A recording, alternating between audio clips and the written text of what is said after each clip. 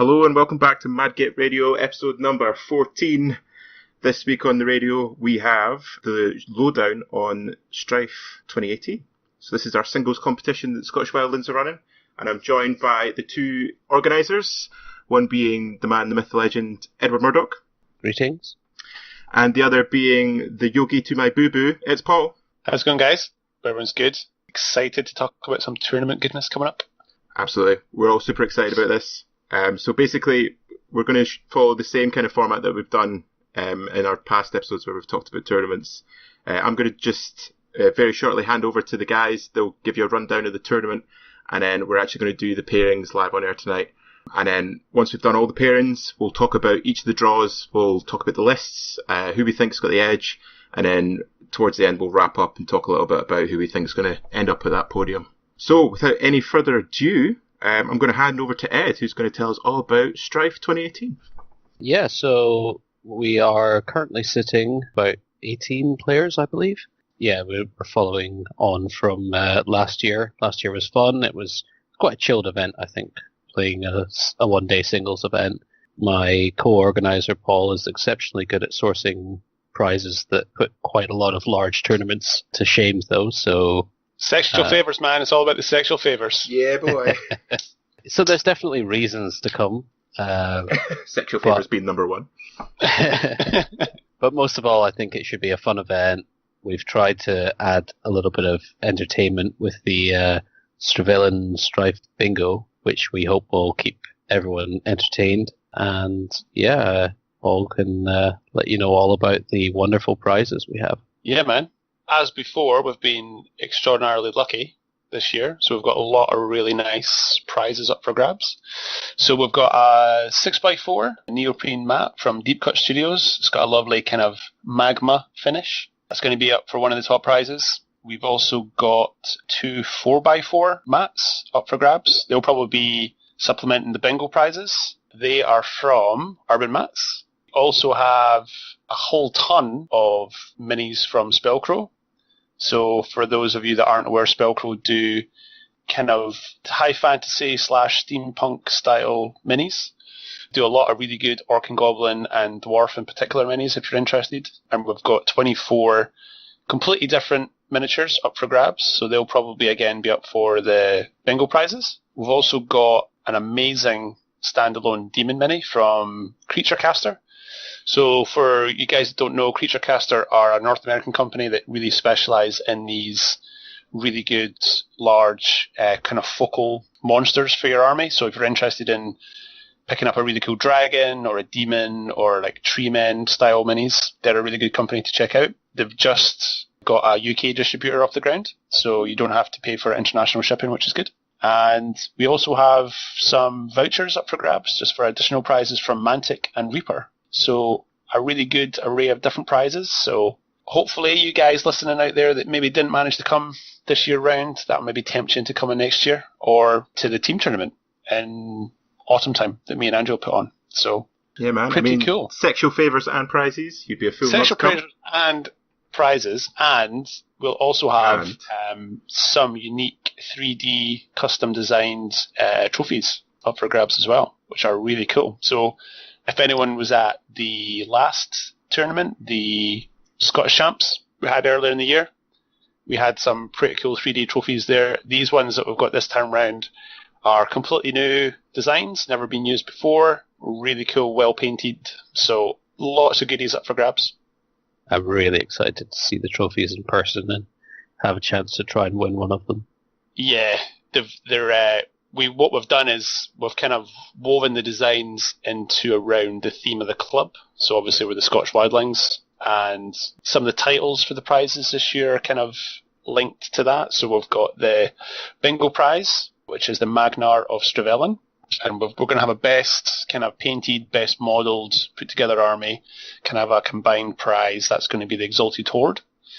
And we have the overall tournament champion award. That's going to be the King Beyond the Wall. So not giving away what the trophies themselves are going to look like, but needless to say, they kind of tie in with those themes. So if they're anything like as good as the sketches that we've got from the guy that makes them, they're going to be fantastic. And we've been assured by HBO that we will not be sued for this. Sexual favours. Sexual favours makes the money go. Yeah, makes the world go round. So guys, before we talk about the list, please tell me about this bingo I've heard so much about. So anyone who's looked at the tournament pack or goes to look at it now will get an idea. There'll be a few minor tweaks to the design for the actual tournament, but essentially it's pretty straightforward. When something happens in your game that matches up to the list of things on the bingo card, you cross it off. First person to get a line will get a prize, and potentially there'll be some other line prizes for second and third, but ultimately there will be one person who either completes the whole thing, which is possible but unlikely, or one person who has the most of the objectives completed at the end of the tournament, and they'll be declared the Magnar of Stravalen.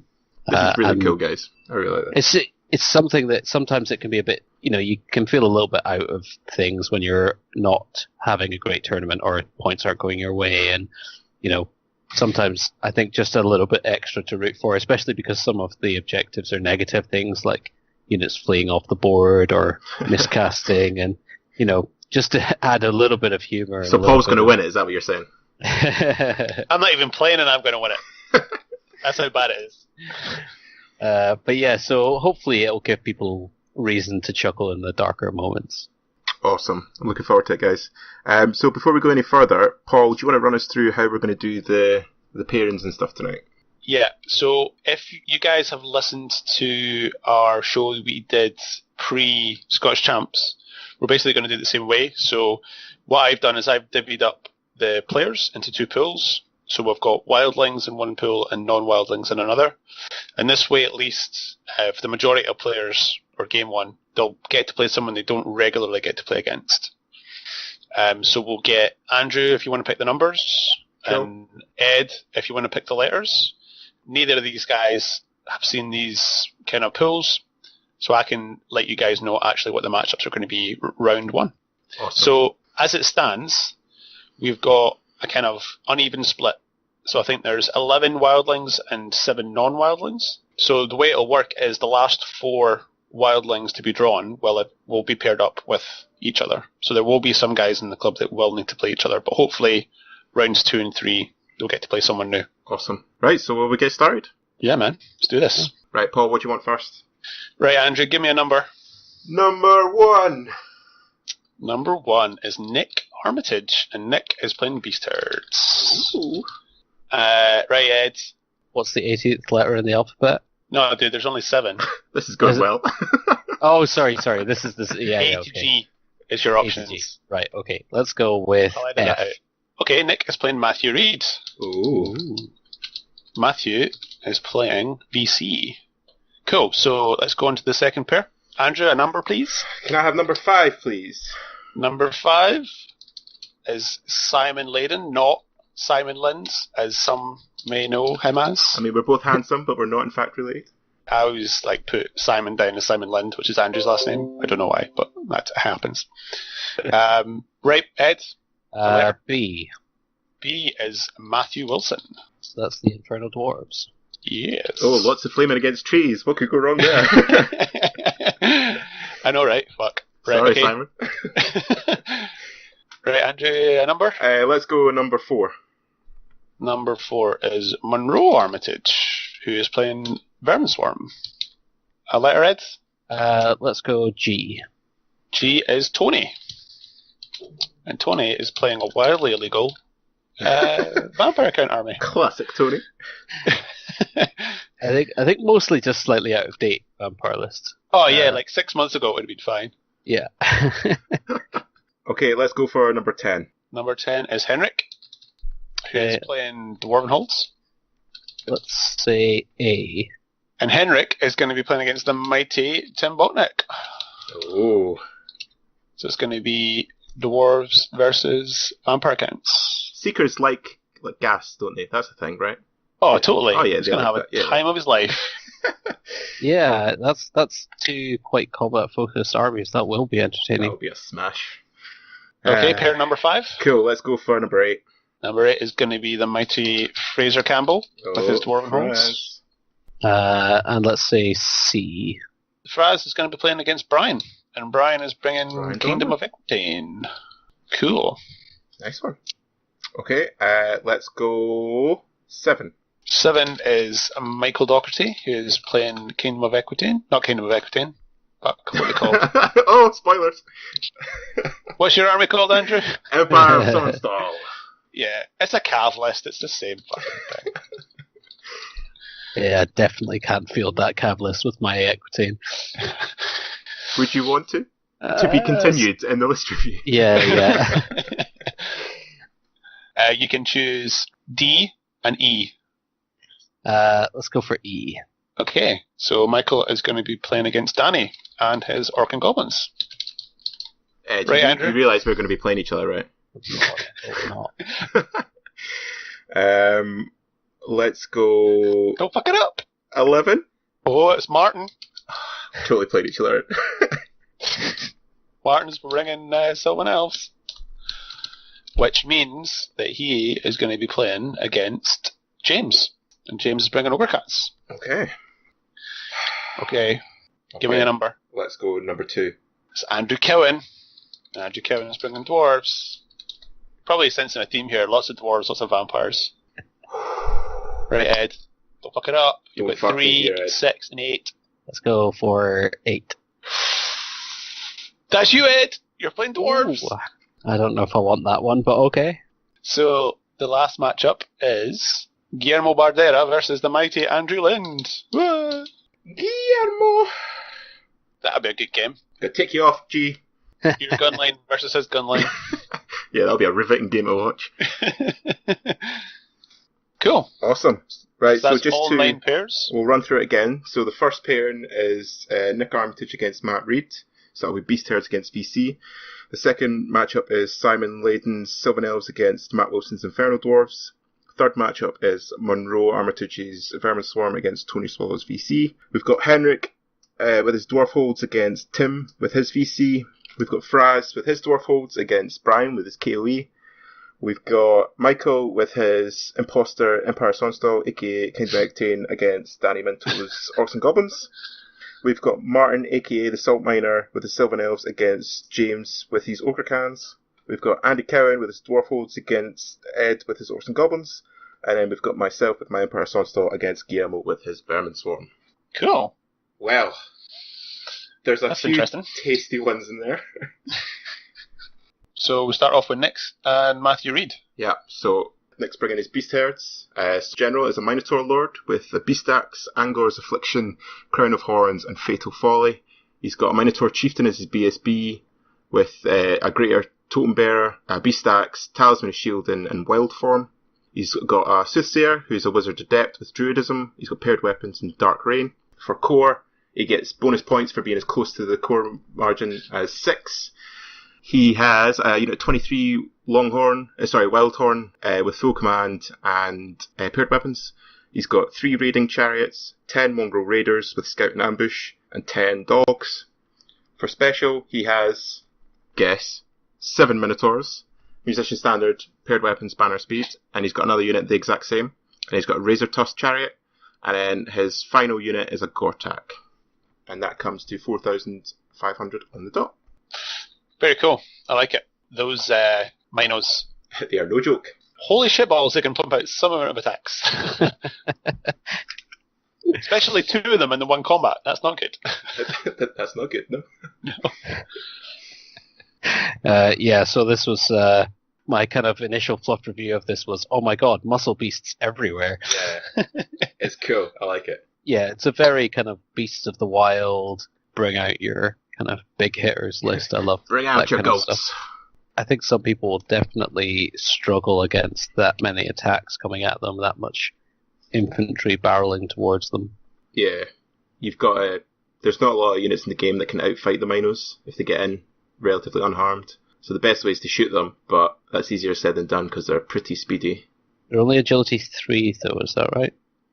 Yeah, 3 or 4, yeah. But they've got the totem to give +3 agility if he gets that off.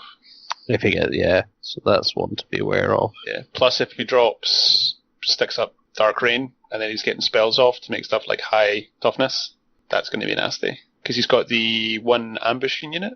The only unit that can ambush in this list is the dogs. Oh, sorry, the Mongrel Raiders as well. Yeah, so he's changed it a little bit from when I played him on the weekend. Originally he had 2 units of Wild Horns. Yep. He didn't have the Mongrel Raiders. I think in that list he felt like he didn't have enough chaff. Whereas at least now he's got the dogs and the mongrels. So the mongrels can help clear like small chaff, and then he's got the dogs as well. So. Yeah. It can also mean that his Soothsayer goes in with the mongrels to keep him safe, because that was a risk with putting them in the Wildhorn herd, because you kind of want that as your second wave after the Minos hit. But having your magic phase in that unit is also very dangerous, because the Wildhorns themselves can get munched, and the Soothsayer in particular is not got anything really offensively or defensively, so if he gets picked out by even a moderately killy character, he's going to be in trouble. But so it's pretty cool. Yeah, I think it's, like I cool. say, it's an improvement over the initial iteration. He's got more chaff now. It's a cool list. It's really thematic. I really like it. Yeah. There's a lot of threats as well, which I like. I mean, the unit of chariots is cool. Yeah, it's hard to deal with, because all these units are scary in their own right, all these combat units. So you've got to be very careful about your target prioritization. But yeah, no, I think this list has potential.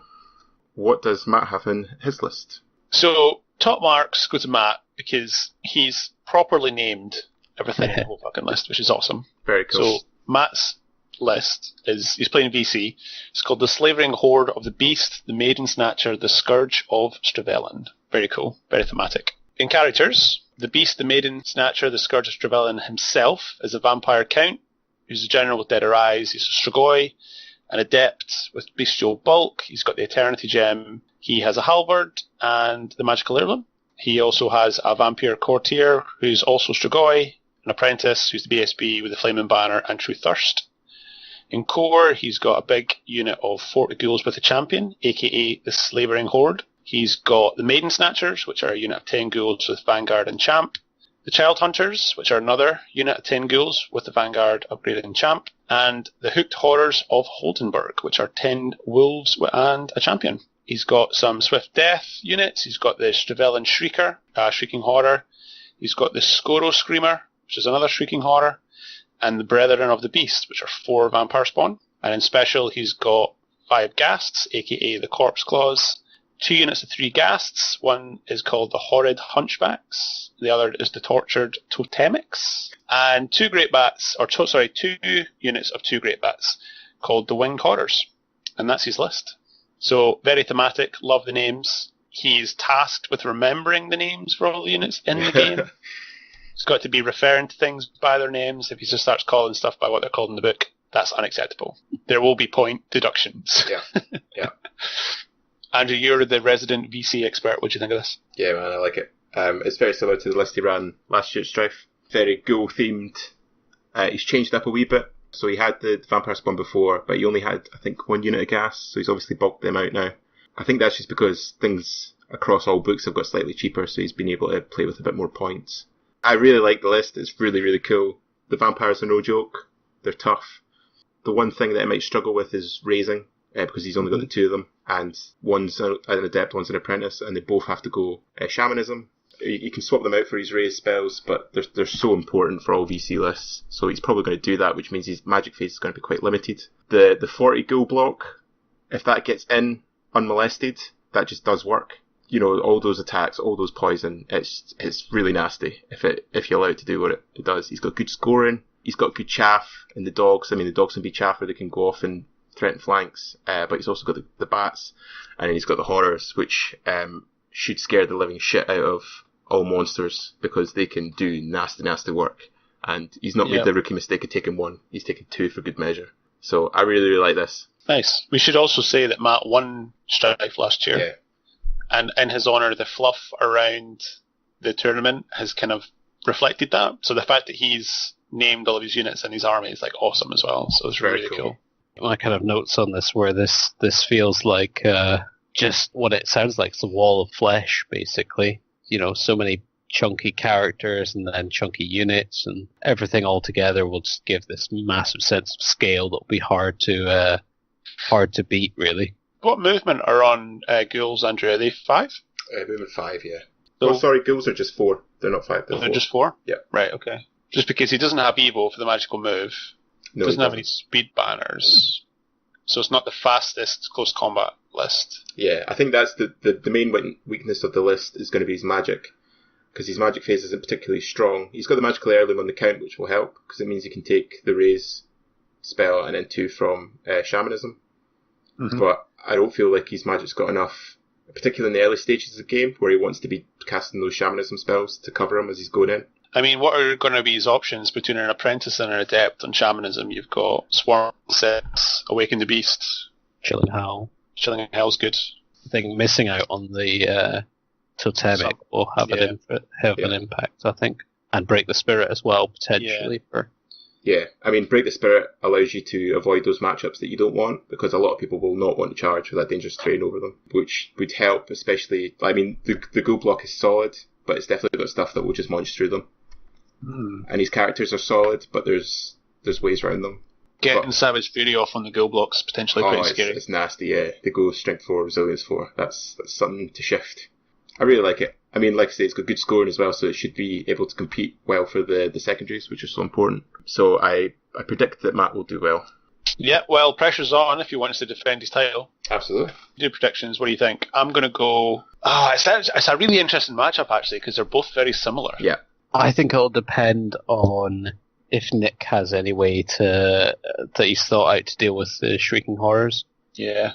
I think without that, the Vampire Spawn and the Shrieking Horrors might just run rings around Nick's list, so I think I'd probably give it to Matt. Okay. Paul? I don't know. I think similarly, the Shrieking Horrors are good. I mean, they're huge models, so... They are hard to maneuver. Yeah. If the Gortak gets in, Gortak should win that. And then... I don't know. I'll give it to Nick, but that's heavily dependent on Nick's magic, because just from experience, the combination of totems and druidism can be really brutal. Yeah. And apart from the vampires, he doesn't have high agility, does he, on this list? No. So, that's something that I think the beasts generally struggle with, so it's less of a disadvantage in this game. So I'll just give it to Nick, I think. Yeah, I think Nick's list is probably one of the few that Matt wouldn't want to play, because I think the Minos essentially destroy everything they touch. I don't think he's really got any way to deal with them, apart from, if the Horrors can get on them, but the Horrors are probably going to be busy with the Gortak. I don't know. Matt's got the advantage that he can chaff him up, but I think probably Nick's got the advantage going into that. Just a bit more speed. Yeah. It's definitely not like a foregone conclusion or anything like that, but... No, that'll be a good game to watch. I think it'll be a very good game, but I think Nick probably has the nudge going in. Okay. So we're giving that one to Nick overall, but yeah, definitely a close game. Game 2? Second pairing? Yeah. So Simon and his Sylvan Elves is taking on Matt Wilson and his Infernal Dwarves. Ed, do you want to go through Simon's list? So he's got the Tree Father Ancient as his general, with a wizard master with druidism. Bringing some tough magic. Thicket Beast Battle Standard Bearer with Entangling Vines. He's got a core of 20 Dryads, 22 Forest Guards with Sylvan Blades and the Rending Banner. He's got 11 Sylvan Archers. Then for special, he's got 4 Orchestral Knights with Champion and the Hard Target Shield option, 5 Thicket Beasts with the Champion, another Tree Father, and then in Unseen Arrows, he's got 8 Pathfinders, and 6 Sylvan Sentinels. So a whole lot of shooting of the specialized kind coming towards people who are fighting that list. Yeah, I like this. I like the mix between the kind of high tough trees and then still having that elite shooting as well. I think that's a really cool combination. And again, he's still got good magic with druidism, so he can be, healing things. So he can be quite resilient when he gets into close combat. I like his list. I think it'll look cool on table. Like, Simon's a good painter as well, so reading through the lists, this is one of the ones that stood out to me as potentially looking very cool on the table. Yeah, I'm a big fan of the mix. I think it might not have the most effective magic because it lacks channel to a significant degree, so I think he's going to be down a dice compared to anyone who's kind of gone full in on magic. But I think it's got a lot of options. It's got a lot of chaff it's got a lot of chaff potential with the Kestrel Knights to sort of run rings around people. The Pathfinders will do work. They'll take off units, or they'll take off individual things. But I think there are hard counters to this list. I think anyone who's got heavy pyromancy, for example, will probably pose a significant threat to it. Yeah, the same as you guys. I like the list. It's almost like a kind of combined arms Sylvan Elf list. He's kind of got a bit of everything. Yeah. I think The one unit that kind of jumps out is his Forest Guard. I don't really know what they can really do, but his models for them are really nicely painted. So, and they've got the rendering banner, so between that and the Sylvan Blades... Yeah, you can kind of just throw them up, and it doesn't matter if they get charged, because they'll be striking first, and then they're getting the 82, so it's a nice thing to have. And if they're buffed as well, they'll be more resilient, and they can regrow them. So it's a fairly decent... I mean, how many points is that? 400 points? 407, yeah. So a decent, fairly light, fairly quick infantry unit that can go after objectives. Yeah. Depending. I mean, the Kestrel Knights won't score, right? No, they don't score. Okay, but they can be going after maybe other chaff and light scorers and stuff. Yeah. And then, just going for things like if it's secure target or King of the Hill, like, the Thicket Beasts getting on top of an objective, they're going to be hard to shift. Are the Thicket Beasts scoring? They are now, I think. Oh, they are scoring now. Okay, cool.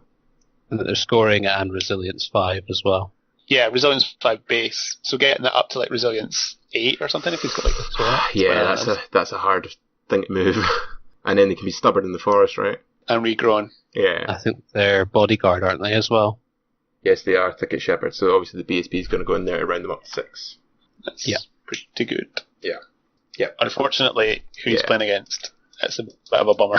So, yeah, he's playing the lovely Matt Wilson, who is bringing his very nicely painted Inferno Dwarfs. Mm-hmm. So Matt has, for his general, a Prophet, who's a Wizard Adept with Alchemy. He's on top of a Temple Lamassu. He's got Infernal Armour, a Hand Weapon Shield, the Magical Heirloom, Heat Haze, and Alchemist Alloy. He's got an Overlord on a Bull of Shamut, extra points for swag. He has Infernal Armour, Shield, Hand Weapon, Secrets of Mithril, Ghostly Guard, and Burning Steel. BSB is a Vizier, who has Infernal Armour, Shield, an Infernal Weapon. He's got the Mask of the Infernus and the Potion of Swiftness. Core, he gets bonus points for being 1125. He's got 2 units of 10, Citadel Guard with Flintlock Axes, Infernal Armour, Shields, and Musician. And then he's got a unit of 25 Infernal Warriors with Heavy Armour, Great Weapons, Champion Musician, Standard Bearer, and the Banner of Shamut. For special, he's got quite a small unit of 15 Immortals, Infernal Weapons, Infernal Armour, Shield, Champion Musician, Standard. For his Barrage category, he has 2 Flamethrower teams. And then for the Bound and Binders, he has the Kadim Titan himself and an Infernal Engine with the Shrapnel Guns. And that's 4495. I'm looking forward to seeing the Slug. I feel sorry for Simon, because that's a hard one. That's what she said. It's a fairly hard counter to what Simon's brought, for sure. I think, his archers could probably have a shot at thinning out, taking on one of the things just through weight of quality fire. But yeah, this is a collection of some of the nastiest things in this book, with, the Bull of Shamut, Infernal Engine, and the Kadim Titan all in the same list. That's going to scare a lot of people. Yeah. What's the armor save on a Kadim? It's 5 up, 5 up. The Kadim is a motherfucker, though. He will wreck face. At Midlands, I put a Grail bus and a Grail character into a Kadim Titan, and I bounced off of it. Yeah. So I've had that pain. He's 575 points. He's expensive, but he can easily get those points back if he's allowed to do what he wants. And Matt's got actually quite a mobile list because of the Bull and the Lamassu. Mm-hmm. So he can pick his targets. But, a lot of it relies on armour. And then Simon's got the 2 Pathfinders and the Thicket Beasts, Strength 5, AP 1 or 2. So, the Flaming will hurt. I think the only thing is that the infantry wouldn't really worry me in this list. It's the other things that really bring the pain. So, I think if Simon can handle the bigger stuff, then he's got a shot at this one. Yeah. And the shrapnel guns, they're D3 wounds, right? Yeah. They're really nasty. So that against the Tree Fathers is not gonna be good. I've seen most people seem to think that the hammers, the combat version, is the better option for the Infernal Engine. So, is the Infernal Engine just a random mover? Can be. So basically, it's like a chariot, and then it has a random movement option to shove it forward faster. Can it still shoot when it does that? I think it may give up its shooting when it. Okay. Yep, you're right. I think it's going to be tough for Simon, but if Simon can get some luck early on in the game and take out either one of his big characters, or like the engine or the Kadim, then it's game on. So what do we think? Predictions? Ed, you go first. What are you thinking? I think it's difficult to imagine that Matt won't carry it, Just I think he's got too many things that can go in his favour. I think Simon needs everything to go in his favour for this game to go well for him. So I put my money on Matt. Yeah, I agree. Just of all the lists, I think this is probably one that Simon wouldn't have wanted to play, especially game one. I mean, potentially, depending on what kind of magic, I mean, if Simon goes on the offensive, if he's shooting can get work done, then he can maybe get a small win depending on the secondary. What kind of scoring does Matt have? He's not got a huge amount of scoring. 4 infantry blocks. Yeah. Yeah, so if it's breakthrough, then he might have the potential to slow things down, or... Yeah, I think that might be a tighter game. I don't think there'll be much in that either way, but I think Simon's definitely going to have the harder go of it. So I would probably I think Matt's probably the safer bet, but I don't think it's a given by any means. Okay. I think it's probably Matt's game to lose more than anything, unfortunately. And it's really brutal for Simon. But, I mean, if he gets a little bit of luck in the early game that can so often swing it, then it is game on. But I think that list on list, I think, it's probably Matt's game to lose more than anything else. Cool. Next matchup. Yeah, third pairing, we've got Monroe Armitage versus Tony Swallow. So Monroe's bringing the Vermin Swarm. He's got a Vermin Demon for his general. He has a Chieftain with light armour and the Lightning Rod as his BSB. In core, he's got 2 units of 10 footpads with musicians. He's got 1 block of 25 rat arms with musician and standard. And then he's got 2 45 blocks of slaves with musicians and 1 block of 47 slaves with a musician. He has 2 units of 4 Vermin Hulks with champions and the Thunder Hulk upgrade with naphtha throwers. He has 2 units of 5 Giselles, 2 plague catapults, and 3 globe launchers. And that's the list. Lots of shooting. shooting. Yeah, man. Ed, what do you think about this list? I think it's so rare these days to see a Vermin list that isn't heavy on shooting. But I like it a lot, actually. I like the Vermin Demon. I like the big slave blocks. I think those are quite thematic as well. I think that looks very much like a kind of quintessential Vermin list. You know, had a population explosion, so let's get them all out there to die. Oh, man. Paul, what do you think? Yeah, I think it's quite straightforward. Slaves march up, you get into combat, he shoots you while you're in combat. If you don't get into combat, he shoots you. It's hard to deal with in the sense that there's only one way to deal with it. I mean, the slave blocks are going to be taking up a lot of the board, so depending on how it deploys and what the secondary is, trying to outmaneuver him might be kind of difficult, because he's just going to have steadfast for days. I really like the Vermin Demon. It's solid magic. Divinations are really good lore. He's got some anti-shooting protection with it. The Lightning Rod's a massive pain in the ass, so that might fuck with some people's lists. Against lists that have a lot of infantry, like Matt's Infernal Dwarves that play catapults, are going to be a pain in the dick. Yeah. Especially the Lightning Rod, because his 2 flyers aren't really going to be able to get around there. So that's... Yeah, I like it. Like what Ed says, it'll look cool on the table. It'll look like a proper Vermin list. The Vermin Hulks are really good. Yeah, pretty straightforward. I dig it. 5 Giselles for 190 points is a steal. It's really good. It's got good scoring. It's got lots of shooting. The shooting will do better against armoured armies than against unarmoured armies, but it's still got enough that it'll hurt. I think the big thing is, if you have got a list that can take out that Vermin Demon, that game is totally different. I think if you take out the Vermin Demon, the list will start to crumble. The Vermin Demon won't see open ground if you've got a way to take it out from range, though. He can do a lot of work from a distance. Yeah, but that's quite that's a disciplined way to play, like to keep it back. And it's hard sometimes when you know what you should do, but you want to get something like a Vermin Demon or like a dragon or whatever in combat. I like the list though. It's hard to deal with. Vermin Demon is very decent in combat still. Yeah. Strength 6, agility 9 or 10, AP 9 or 10, divine attacks. It's pretty good. It's a risk, but against certain things, it should not be that much of a risk. There's not a lot of catapults here as well. I mean, all the catapults I think are plague catapults. Yeah, all the catapults are in his own list. And he will be shooting the shit out of his own slaves, to which he will not give a fuck. Yeah. Yeah, it's cool. I like it. So Monroe is up against Tony. Right, Ed, do you want to take this one, which is wildly illegal? So it's not that illegal. Having not that illegal. having gone through it for Tony earlier, essentially all that needs done is the points updating, the divine icon taken out, and a few names updated and things, and it would be legal. It would actually be about 160 points short, so there's potentially a little bit more to be added to this list once it's brought up to the current version. So he's got one count, sorry. He's got full-on Brotherhood of the Dragon count, Crimson Fury and Skeletal Steed and Kingslayer, Eternity Gem. So that guy's going to sit in the cavalry, and he will he will do some significant output of damage, and he'll hit a unit rather than characters, I think, ideally, but he will still hit on 3s and 2s, and he'll do all sorts of pain to things. Then 2 Necromancers, one of them mounted with the Dance Macabre, which is obviously a fantastic spell for vampires. Both Necromancers on evocation. Then his core, he's got 4 units of 8 Direwolves, which I don't think I've seen anyone running quite so much Direwolves. And then 4 units of 20 zombies, which, they are what they are. They're zombies. 12 Barrow Knights with what would become the banner of Zagvozd, which is where his characters will go. Probably his Necromancer as well. He might put his general into the Vampire Knights, thinking about it.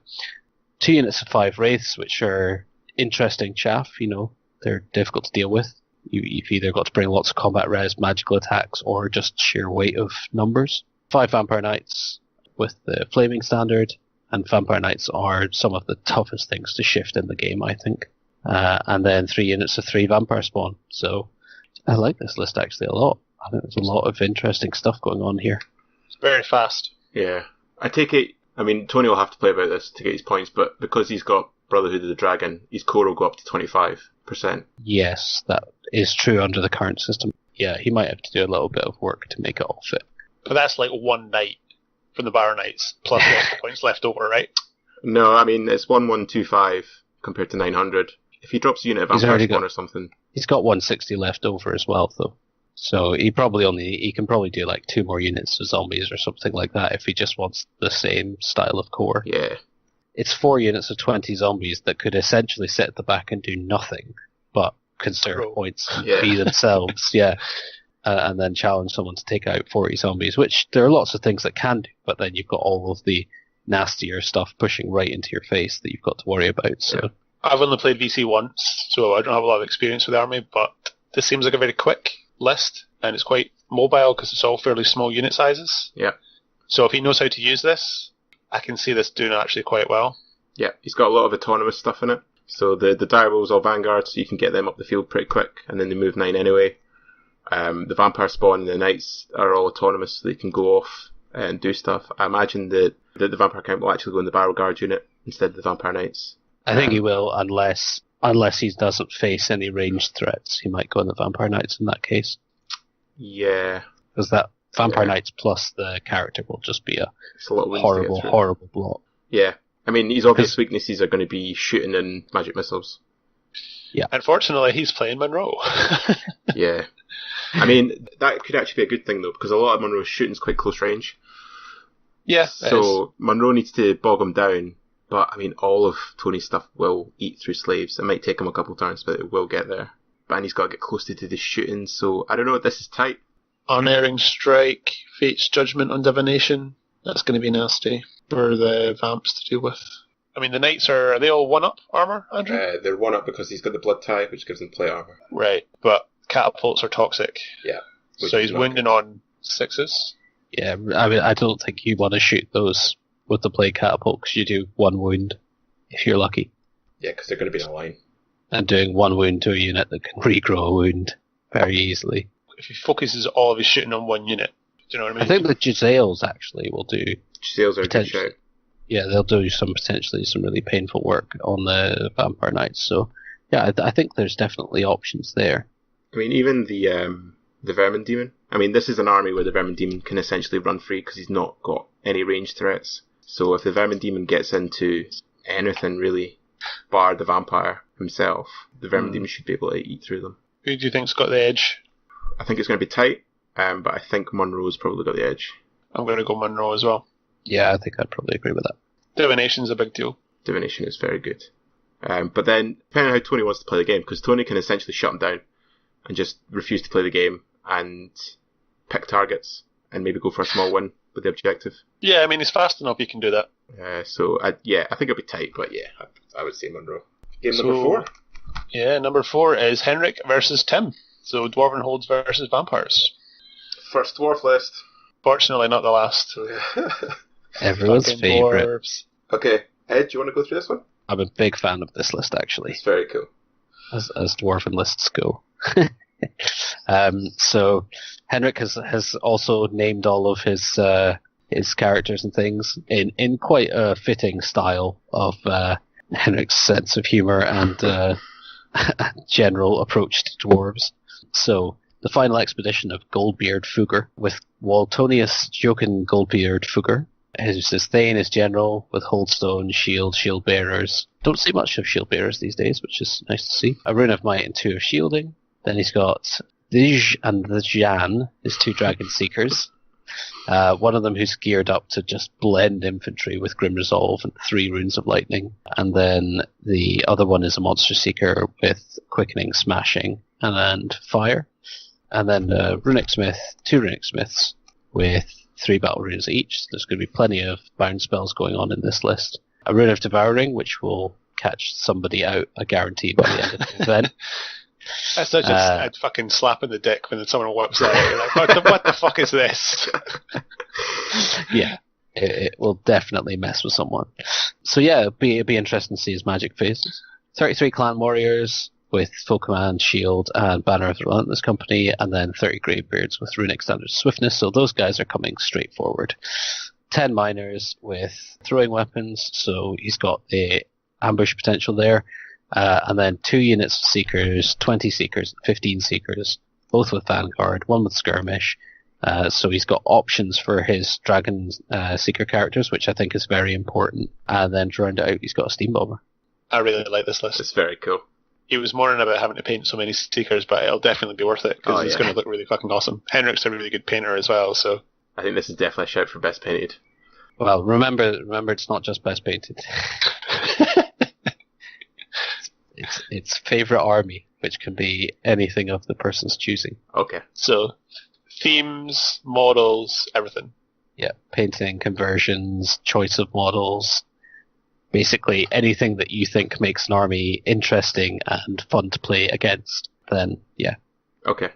But yeah, absolutely. I mean, like, knowing Henrik's skirmish tray for his seekers, that alone is a fantastic bit of kit. So, but yeah, I think there are a lot of people who will struggle against this list because it will come straight at you as fast as it can, and that's pretty fast. Yeah, it's a right up in your face list. Like, a lot of lists just can't handle that. And he's got a lot of wounds to get through as well. So even like shooting lists, 33 clan warriors, 30 greybeards, 20 seekers, 15 seekers. It's a lot to chew through. And once they get into combat, they're so difficult to shift as well. And then add all the bound spells. You're not going to be able to stop all of them. So it's a question of how many can you stop before some of them start going through. And the fact you can double up as well. Like, I remember when I played Andy, he had a similar set where it was took the same 3. The anvil and the runic, and the same 3, and you just double up, and he's going to get stuff through. So you've got to be really careful about what you dispel and what you let go. I really like it. I like how it's the final expedition as well. You know, that Henrik optimism.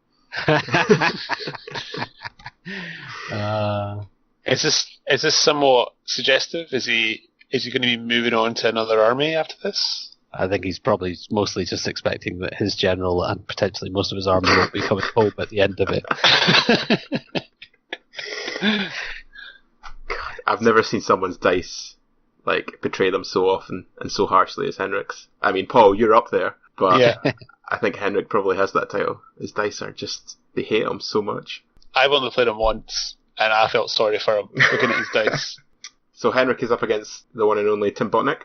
So Tim's bringing Vampire Covenant.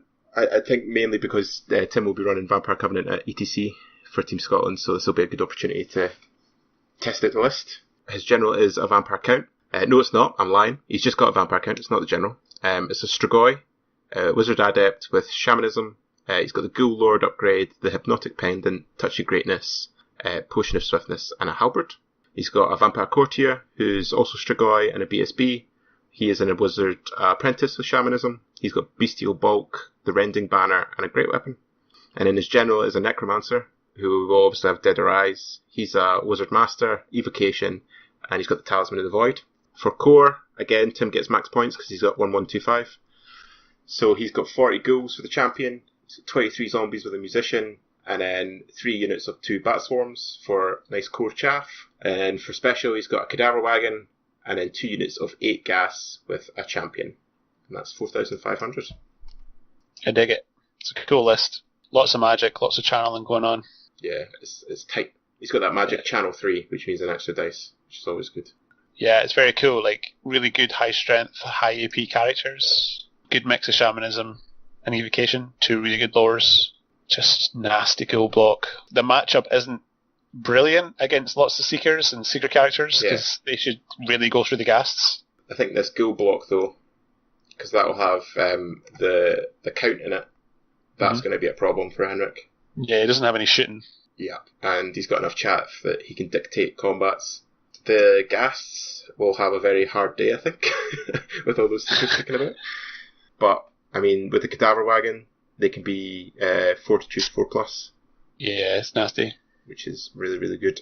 And having played against essentially this list, just a slightly different core setup, the ghasts are just so hard to shift because it's so many wounds. Probably with regen 4+, if not 5+, because they just come with 5+.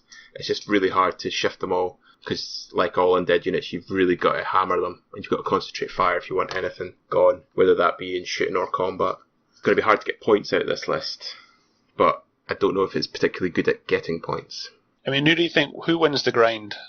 I think it's probably mutual destruction if the Henrik gets the combats he wants, which is a big if because I think Tim can dictate it with the swarms. Because the Seekers should go through the ghasts, but the ghouls I think will probably go through most things, because I think they just outgrind anything that Henrik's got, especially with the count in there. And Henrik doesn't have killy characters, so he's not really got many ways to deal with the characters themselves.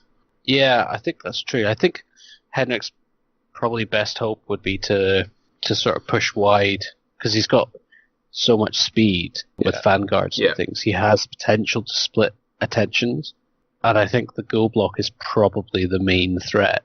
I think Seekers versus Ghasts, I think Ghasts lose out on that one. If he can position his big blocks on the flanks to flank Ghasts with Seekers in the front, then combat res as well. Yeah, and if he can close in towards the ghouls on both sides, I think that becomes dangerous. I think, but Tim, you talked about lists versus players. Tim's a very good player. Yeah, so. Absolutely. Yeah, with Evo, I mean, he can dance macabre. It's pretty good. He can be shenanigans there, moving stuff, repositioning stuff out with the movement. He's got very good magic, this list. I think it essentially depends on whether Tim wants to play, because I think Tim can probably play this in a way that he gets a small win, but if Tim wants to, push for the big win, he has to play aggressively against an army that's already playing aggressively and running at him. Yeah. Tim knows dwarves very well. He does, you should say as well, which is a massive advantage. So I think list on list, Henrik has got the up. But I think Tim, we were just talking earlier, I think Tim's the best player in terms of player skill coming to the event. So if there's anyone that can pull something out here, it's going to be him. Yeah, and it is a good list in combat still. So. Oh yeah. Absolutely. So even say, I would agree that the dwarf list potentially can win in combat, but it's not like a given. It's kind of like some of the other matchups where it's, if things go that way, then it could be a big win, but it's unlikely to be. Yeah. So, especially given Henrik's dice. That's a major factor in this conversation. Yeah. If he brings those yellow dice, he's fucked. Yeah. Yeah, apparently the blue dice I bought him are just as bad, he was telling me, so... We're starting to think it's maybe not the dice. Okay, so what do we think? A slight edge to the dwarves? Yeah, in some ways this is kind of like Ed was saying, it's a duel, because I think lists Henrik, but I think Tim is a very, very good player, so I'll be tempted to say Tim. Okay, what are you going to go with, Ed? I'm gonna go somewhere down the middle and say I think it'll be a draw or a small win on one side. I don't think get off the radio. I don't think there'll be a strong victor here, because I think if it comes to secondary and secondary suits one person more than the other, I think that might make the difference. I don't think Tim is going to play for the small win. I think Tim is going to go, push out, because he's got nothing to lose, and I think he needs to, because it's only a one-day event, he needs to harvest points in every game. So if he wants to be up there, he needs to push. He is also practicing playing it as he would with the list at an ETC event. That's the official line, Ed. He ain't going to be playing like that. But yeah, exactly. I mean, when Tim said, right, that's fine, I'll sit in the corner, and I looked round and he was on the opponent's deployment zone. That wasn't part of the plan either, so... It was Ed's deployment zone, wasn't it? It was Ed's deployment zone. Yes, it was. And Ed looked just as confused as me at the time. Okay, so we'll say that's going to be a tight game.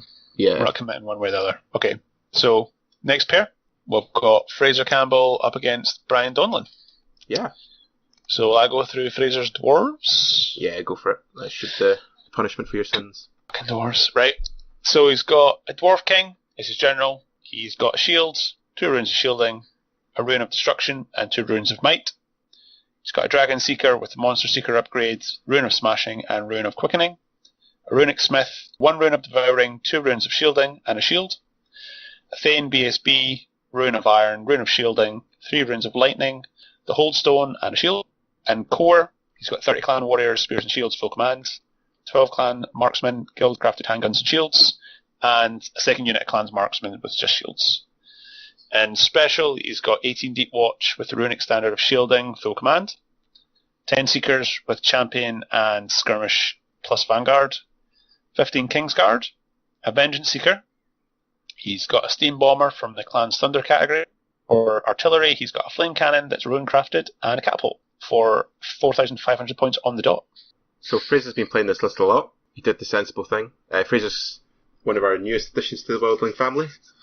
And he kind of locked in his list quite early and got lots of practice with it, which is 100% the right thing to do, I think. So I think he's had, about 7 or 8 games with the list, which is good going into a tournament. Yeah, I've certainly played it. I think he's tweaked it slightly. I remember the Kingsguard being a bit bigger. Yeah, he's played around with his war machines a little bit as well, which is that's the way you do it. I think you have your core list and then you kind of tweak the bits that you're not feeling. It's quite a hard list to get lots of points out of, unless you can really take out his combat box. I mean, it's a combat army. I think maybe it suffers from the Deep Watch and the Kingsguard being too small to soak real combat pressure. Certainly that was my experience when I played it. So I think he needs to work quite hard to keep them out of any combats with real big combat threats.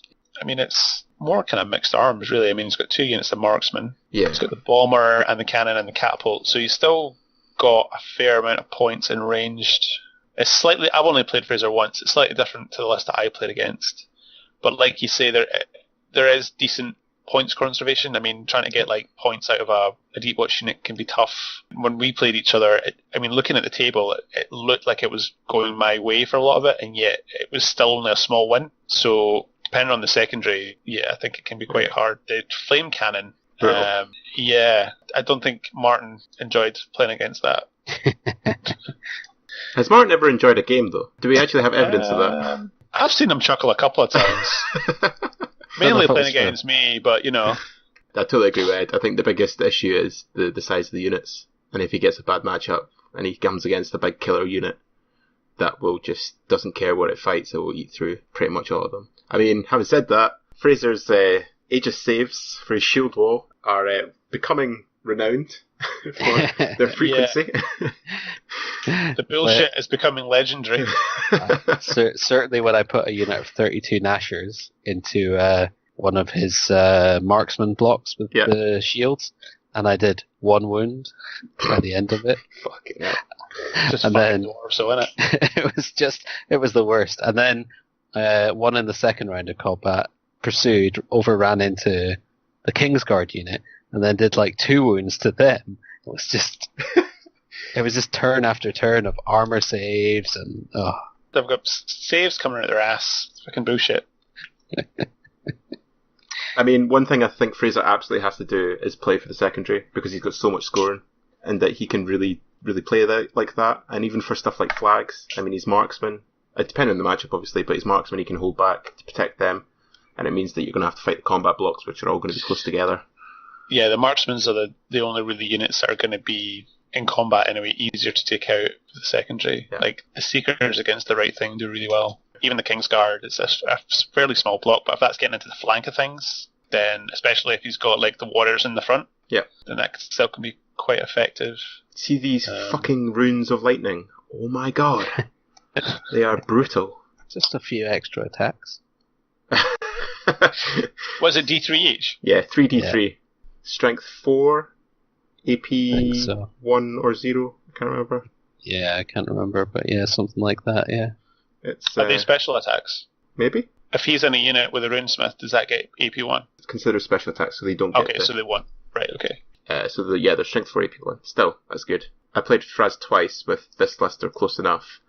The first time he played, my big fuck-off unit of Imperial Guard with all the buffs in the world hit that Deep Watch unit and got stuck because he was making his saves and he was getting enough wounds with his characters. But then the second game, I hit him and I annihilated him in a turn. So I think this is where the size issue comes in, where if that unit was just a bit bigger, that's a really hard anvil to get rid of, especially with these spear and shield dwarfs. I think Fraz, quite rightly, is going into the tournament thinking, just steady progression. So I think it's a good list. He knows it well. He's got good experience with it, and there's no reason why he can't look to be doing well. So his opponent is Brian Donlan, and he is going to be bringing Kingdom of Equitaine. So Ed, do you want to do this one? You're the Kingdom of Equitaine expert. I definitely don't qualify as an expert, but sure. Dude, your name on the forum is Scottish Knight. You're the fucking expert. That doesn't mean I know what I'm talking about. Welcome to Git Radio. So this is a proper Equitaine list. This is fuck peasants and get the proper stuff on the go, which is great to see. To be honest, that's been the theme of most Equitaine lists for the last year or more. Yeah. Which is nice to see. I think it's possibly gone too far this way, but hey ho. So Duke on Hippogriff. Yeah. An Oath Nation with Questing Oath and the Bastard Sword, Shield and Crusader's Salvation, so not easily killed, and he will hurt some things. It's a little bit light on virtues, which I'm a little bit surprised about, but Paladin BSB with the Grail Oath, Shield Lance, and on a horse, Damsel, Wizard Master, Shamanism on a horse, 2x5 Knights Aspirant, 14 Knights of the Realm with the Banner of the Last Charge, so they'll be doing 14 impact hits. Strength 4, which is very nice. 2x8 Knights of the Grail, one of them with the Banner of Roland, which will make them not be able to be standard shot, I believe. And then 3x5 Yeoman Outriders for chaff with throwing weapons. And they're actually pretty decent chaff. This list stood out to me. You know exactly what it's going to do. It's going to look cool on the table. Very thematic. Yeah. I like it. I'm actually very happy that Brian's playing Fraz as well, because I think Brian's quite new as well. He's been quite active on the forum. I think he's been playing Matt quite a lot. So it'll be cool, because I don't think Fraz has played Kingdom of Equitaine, and I don't think Brian's played Dwarves either. So I think it'll be like a game of no one knows what's happening. It'll be an eye-opener for both of them. Yeah, there'll probably be a few surprises on both sides. Just hearing, what the fuck is Shield Wall? What the fuck is this bullshit? Welcome, Brian. And then Fraz is like, you do how many impact hits? I think the Blessing and Shield Wall will pretty much cancel each other out here. But yeah, so I mean, this is, it's 3 big lances of hard-hitting knights, with Knights Aspirant to fill in gaps, and then the Yeoman to act as chaff, and then he's got the Duke who can be running around on his own and pretty much threatening most things. I take it Yeoman Outriders don't score. No, they don't. So he doesn't have to worry about giving away objectives with those units. That's good. No, so his scoring will be 5, the Grail Knights, the Realms, and then the Aspirants. The Knights Aspirants are fairly decent on the charge, eh? They're fine on the charge. They hit like pretty much anyone else's Knights do. They're a bit worse in the grind, and they tend to suffer from lacking discipline and various other kind of issues. But I mean, for what they do, they're pretty good. I think full command might be a bit too far to go on them. Not sure I would bother with a champion and a standard on them. Yeah, I guess he's made his core allowance without doing that. So I mean, my general view is don't bother with champions unless you're going to put a character in there, or unless you're desperate for the charge. And Swift Stride should need champions less for charging. Shitload of armor as well. If you've not got AP, you're in trouble. Shitload of armor. If you are playing this against Vermin, you're going to have a really horrible day, because you're just going to get shot at a whole lot. All the AP in the world. All the AP in the world is right. So what do we think, guys? I'm going to give it to Fraz. Okay. Why? Because reasons. Okay. Thanks for that pro insight, Paul. It's always appreciated. I think with these kind of cav armies, they're kind of all or nothing. Yeah. And I think with the dwarves, they're a little bit safer in that they can be hard to get points out of and they'll grind well. Whereas, depending on what he's putting the knights into, and if he's focusing out a unit and he's putting 2 and 3 knight buses into one thing, then if he's not wiping them out, then that sounds like bullshit dice. But if he's not doing that, then I think there's potential that things get bogged down, and then things can start going badly for a fully mounted list if Fraz can get things in at the flank and start grinding them out. But I don't know, I mean, we've never seen Brian play. Yeah. If he knows how to use the list and he picks his targets well, then it still could do quite well against the dwarves. Yeah. I think it'll still be a close game, and like you say, they're probably fairly balanced on experience. Okay. Ed, what do you think? I think the Knights should have this game. I don't know if they will, but I think they should have it. I think if 2 of the Knight buses, any 2, go into either of the combat blocks, I think they'll pretty much disappear. Banner of the Last Charge kicks out a lot of impact hits that will bypass shield wall, so if he can keep that unit intact before it gets into combat. The only thing is, I don't think anything deals well with Seekers, although Seekers hit back is only it's only AP1, right? Yeah. I mean, if he just strands them out in a line in front and just says go and charge them. Yeah, I think, to be honest, I think he has to run the Knights of the Realm into them potentially. Yeah, and use kill with the impact, hits, and then do enough attacks with Lances to probably take the unit out. But the character will cause pain. It's a concern, I think. Yeah. But I think the ability of the Knights to pick their fights, and I think Shamanism is well suited to limiting ranged threats. Yeah. And basically, you throw Totemic Summon every time at the beginning of the phase. Either they let it go and have a Totemic Beast running around at the back of their lines and getting into small units and war machines, or you let them have free reign with Chilling Howl and Swarm of Insects and various other things. I think this is where the unit size comes in, because I agree with you, Ed. I think that really the Knight buses hit any of the units, they should be looking to kill them, particularly if 2 of them get in the same target. So I think on paper this goes to KOE, but I think it's going to be tight.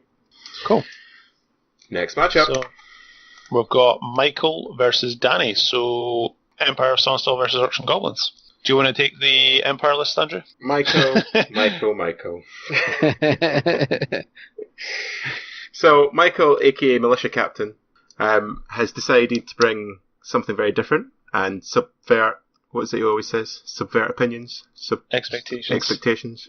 I think he's done that successfully. Gone for a Knight Heavy Empire list. So his general is a Knight Commander with a shield.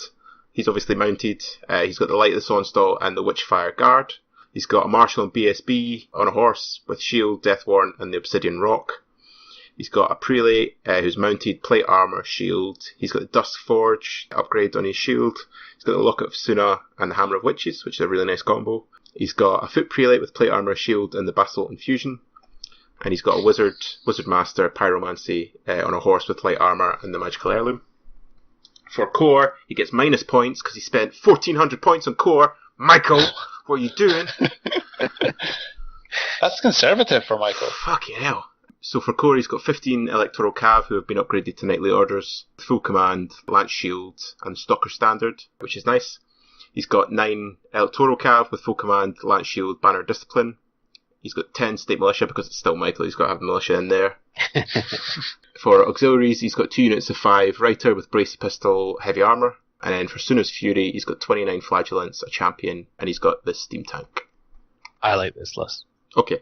I think this is a fun Sonstal list that shows that you don't have to be bringing the basic combat blocks and giving out your orders and all the things that make the army strong. I read this list and I was of the feeling, like Ed, that I thought, a fully mounted Empire list, that's very cool. Totally not expected. Michael generally likes to run either lots of min-sized units or really big units. So this was completely different. I can feel the hate, Andrew. Do you want to No, I'm just giving Michael a hard time because it's Michael. There was 2 lists very similar to this. One won a tournament in Germany, and then the other did well in a tournament in Spain, I think. And they're very similar to this. walk us through it, Andrew. So he's obviously got a ton of points in characters, right? So where are the characters going? But I mean, none of the characters are that expensive. So Yeah. his most expensive is his Knight Commander, who's 400 points. But that Knight Commander is nice. He gets work done. So he's got the Sonstall, which just rolls to hit, and then it's AP 10 automatic wounds. The Witchfire Guard is a really nice item, which we've not seen a lot of, but I think it's just because it's hard to fit that in. And the Witchfire Guard is basically an upgrade for his shield, which gives him a 4-up against magical attacks. So basically, I mean, most characters in the game will have magical weapons. So it means that your Knight Commander, if he's fighting in a duel, is just rolling to hit, and he's got 1-up, 4-up. It's very tasty. So I imagine, and by imagine I mean I'm almost certain, that the Knight Commander and the Mounted Prelate, and probably the Martial BSB as well, will all go in the big Electoral Cav unit to bulk that out. Because the big Knightly Order unit. And that makes it pretty killy, because if you've got the Marshal there, they can fight in 3 ranks because they become a primary unit. So they pump out a lot in the charge. The small Electoral Cav unit, I'm not sure what he's going to do with that. Maybe just to house the Wizard, which is probably a good bet, because then they're 9 rerollable with the Banner Discipline. 1-up armor, it's hard to get through. If it gets into combat, it's absolutely fucked, but it's going to be hard to shoot off. Militia, I think he's just done that to troll us. The Reiter are good. I mean, Reiter are, I think, the best light cavalry in the game. The Flagellants, this is the issue with the list. It's got Flagellants and Steam Tank, which aren't fast, and the rest of the list is fast. So there's a risk they don't coordinate well together, but, they're unbreakable units that are hard to get rid of. So that's, it's a good thing to have in the pocket. So is that the logic? You kind of use these to set up counter charges with your mounted stuff? Not even counter charges, you just throw it in stuff that you don't want to fight. And then the Steam Tank's still got the cannon, which a lot of people, especially like monster armies, they think, oh, it's only the Steam Cannon. I mean, it's still Strength 7, so it's still good at killing monsters. And the Stank itself is a beast. I'm really pleased with actually the new design, after being the one who was really critical of it when it first came out. I think it's really good now. It's very reliable. So, the issue is that you've got a lot of eggs in that Knightly Order basket, and I've played the Knightly Order Death Star when it was better, and even it flumps, even with the Prelate. And it's certainly got stuff that it just can't deal with, like big blocks, because it needs to do a lot of damage on the charge. If it gets charged, it's fucked. If it charges and it doesn't do enough damage, it's fucked. But it's so mobile that it can choose targets, and Stalker Standard is awesome for that. You can just sit in a ruin and wait. So, I mean, it's a cool list. It's very cool that he's gone for all mounted. It's very cool that it's something completely different, and I think he'll have fun playing with it. I think the big issue for it, though, is that he's got no experience with this kind of list, and I don't think this is a particularly easy list to play, but I think he'll have a lot of fun playing it. If those 3 characters are going into that unit, with the bonuses they're giving up, that's like 2,400 points. Yes, it is. If that gets singled out, that's game over. I mean, this is the issue, that why wouldn't you single out that unit? Because it's really the only fast threat. Yeah, like you say, the 9-man Electro Cav, alright, they're 1-up armor, but they're not very killy. No, I mean, they're very good scoring, because 1-up armor, mobile scoring, that isn't going to run away, or it shouldn't run away with the Banner Discipline. Still Strength 6 on the charge, right? No, Strength 5, because they're only... Strength 5. Yeah. The Knightly Orders are Strength 6. They're Strength 6, yeah. That can definitely hit stuff and do work. You've got the Prelate in there, which is giving them hatred, and then you get the Orders. So, it can mow through units. Are they movement 7 base? Movement 7, yeah. Okay, so with the Order, it can go up to 8? Yes. Which is pretty good. And, like you say, Stalkers, so... And then if he's got flaming attacks going after monsters and stuff, it's pretty good. Yep. Yeah, I like it thematically, but I think against certain dedicated close combat armies, it'll struggle. Yeah. The Writers are really good. For what they can do, like 195 points, it's like bargain. And the tank is a complete fucking bollock to deal with. Even the Flagellants, putting them into something to soften it up, they're not going to go anywhere. Yep. He's almost got to pick a target with the Night Bus and smash through it and get behind his opponent. And he's got to either pick a weak target for the other unit or skirt them around the place. If that unit gets caught, it's game over.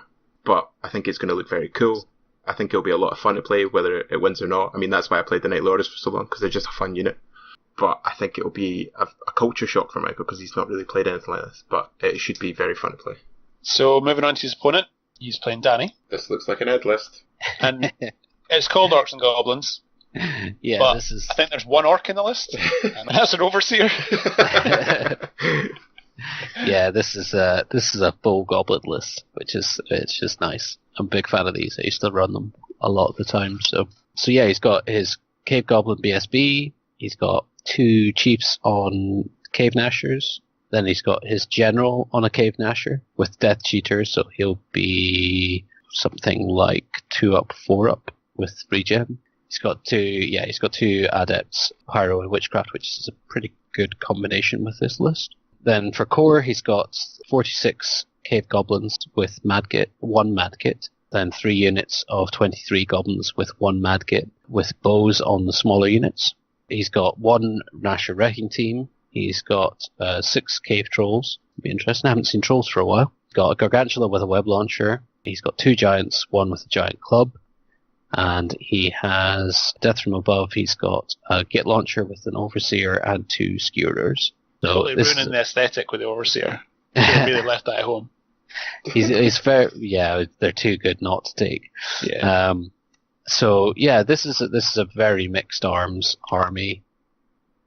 He's got a decent amount of small arms fire. He's got the artillery. He's got a few monsters. He's got a ton of cheap characters. It's actually quite good points conservation that way, because they're so mobile as well, because they're all on the Gnashers. Yeah. Good chaff. 145 points. Yeah, definitely. Certain lists with magic will take those off very easily, which is a weakness. But generally speaking, it'll be hard to get significant points out of it, because if you're going to do that, you have to kill everything very quickly, and there are a lot of bodies out there to just grind your way through. He's only got 1 wrecking team. That's sad. He does only have 1 wrecking team. I think that's true of quite a lot of this list. Like, there's only 1 catapult. Usually you would double up on those to get full effect. I don't think he's maxed out any of his categories, basically. I like the 2 Giants with the Spider. That's cool. It's quite similar to the list Danny run at Siege. Same kind of idea. Yeah, and I mentioned to him at the time that I was surprised that he was running his general quite so exposed, especially when, if his general dies, those trolls become next to useless. Yeah. But he didn't seem to have any concerns about it, so he's gone for the same one again. So I promise you, see when I got that king down to 1 wound, he shat a brick. Everything pulled back. Yeah, I think it's very cool. He gets bonus points for just bringing a very cool list. Yeah, he's a good painter as well. Yeah, so it'll look nice. Lovely. Okay, let's get critical. What do we think? The writers can potentially take the wrecking team, which removes that as a consideration. It's not a great trade-off, but yeah. No, I don't mean running into it, I mean shooting. I think they'll struggle to take off in 1, but yeah. And I think his Knight Commander will make a real mess of monsters. Mm-hmm. So combined with the charge from a cavalry unit, I think even the Gargantula 8 wounds won't stand up to that. Yeah. So I think if Michael plays this right, if he picks the charges that he wants, he will cause all sorts of a mess into units. He has to avoid front charging the Cave Goblin units, because his Knight units aren't large enough to take the 2d6 hits. But if he can draw those out, or if he can get overruns into the Cave Goblin units, they will fold. And I think Michael has the potential to win this one fairly well, if it goes well for him. Yeah, I think Michael is going to have to be so disciplined playing this game. He's got Pyro, so is it Immolation or Enveloping Ember is the one where every model gets hit. He needs to be looking to cast that every single turn first to draw dice, because none of the Goblin units want that. You're essentially killing half the unit.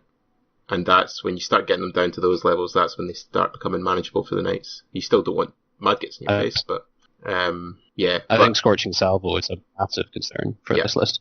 Yeah, but then again, Danny's got Skewers and the Git launchers, which love killing Knights. Yeah, they'll definitely take off a few each turn, so he needs to get into combat quick in order to conserve as many of the guys as possible. And like we were saying, I think he needs to choose a hole, punch through it, and then swing round behind the back lines. But I think Danny could probably deploy in such a way that's going to be hard for him. I agree with Ed that I think that if Michael plays this right, he could potentially win.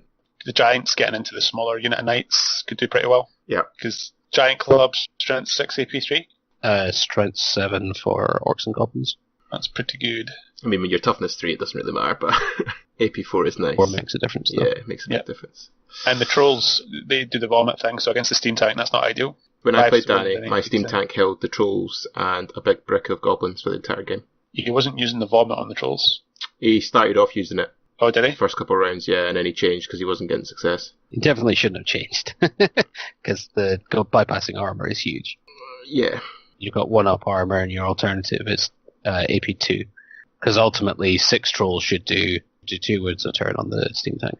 Yeah, What's the AP on the Scooter? 10. No armor. Yeah. So he's definitely got counters to the high armor in Michael's list. Yeah. And he's got good chaff and witchcraft to fuck with movement, which for a mounted list isn't ideal, because that's what he's going to be relying on. I don't think he's got best of tools to deal with the flagellants, but he'll probably need to put all the bowfire and things into the flagellants. I guess he's got a catapult. He does have, the web launcher. It can be pretty good. I think Michael needs to get forward fast, and he needs to put pressure on the list, split attention, and draw fire. Yeah. Okay. Right. Nudges. Who do we think? Paul. I'll go to the gobos. Gobbles. Ed. I'm not sure. I think Michael should have a decent shot at it, but he'll need to play it quite well. So, yeah, I'll give it to Michael. Go on, Michael. I think Gobbles, because I think Danny's got the tools to deal with it. So Orc and Goblins. Okay, moving on. We have Martin and someone else taking on James and the Ogre Cats. So Martin, aka the Salt Miner himself, has a Dryad Ancient as his general, Wizard Adept, Druidism with the Toxic Spores, which is awesome for 290 points. He's got another Dryad Ancient, Wizard Adept, Divination with this Scarred Bark for 305 points, which is also a bargain. He's got a Thicket Shepherd BSB with the Tangling Vines. He's got Druidism Master with Shamanism. For core, he's got 22 Dryads with a Champion, and another unit of 23 Dryads with a Champion. He's got 10 Sylvan Archers. For special, he has 2 Forest Eagles, separate units, a unit of 5 Kestrel Knights with the Hard Target and Shield upgrade, a unit of 4 Thicket Beasts with a Champion, and then for Unseen Arrows, he's got a unit of 9 Pathfinders, a unit of 9 Sylvan Sentinels, and a unit of 8 Sylvan Sentinels. I like this list. Have you played this? I have played this. Well, I played something very similar to it. He's changed, he used to have a unit of Wild Huntsman, and he's changed them out for the Thicket Beast unit. Okay. And he had a Foot BSB, which he's changed out for the Shepherd. Yeah, which I think are good changes. I agree. I think both of them are stronger for relatively the same points, because I think everything else is about the same. He's got, actually, the Kestrel Knights are bigger. It was a 4-man unit, I think, when he played me. It's a chunky unit now. He's obviously been watching Mel. Yeah. This is a very Mel list. I like it a lot. Yeah. I think it can conserve points really well, and I think against some armies it can chase quite a significant win as well. Yeah. Those Dryad units are no joke. Do the Ancients within those units, are they giving them a buff? Yeah, so the Toxic Spores gives the unit Lethal Strike, and the Scarred Bark gives them Hatred. Do they give them anything just for being in the unit, though? Not as a base, I don't. Right, okay. But Hatred and Lethal Strike is sexy, sexy sauce. Yeah, he's got good magic as well, between Druidism and Divination. Yep. I like those. Yeah, he's got the Master as well. He's got all the magic in this. Oh, the magic. I really like the list. I think his core could probably be a wee bit tighter. I'd probably just go for one big fuck-off unit of Dryads, and then little units of Dryads for scorers. I don't know, I think 2 Dryads can be very good. I think you can go too big on Dryads. Would you separate those characters, though? They're probably both going to go in one of the units. Yeah, I think they probably do go in one of the units, but I think Dryads on their own can handle themselves pretty well. I don't know if this 10 Sylvan Archers really add anything. You could maybe take them out and buff up the Dryad numbers.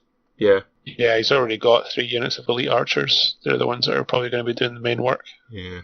I mean, potentially he wanted that for another scoring unit of the Thicket Beast score, so he did at least have 3. Yep. If you can't deal with the Kestrel Knights, you're in trouble.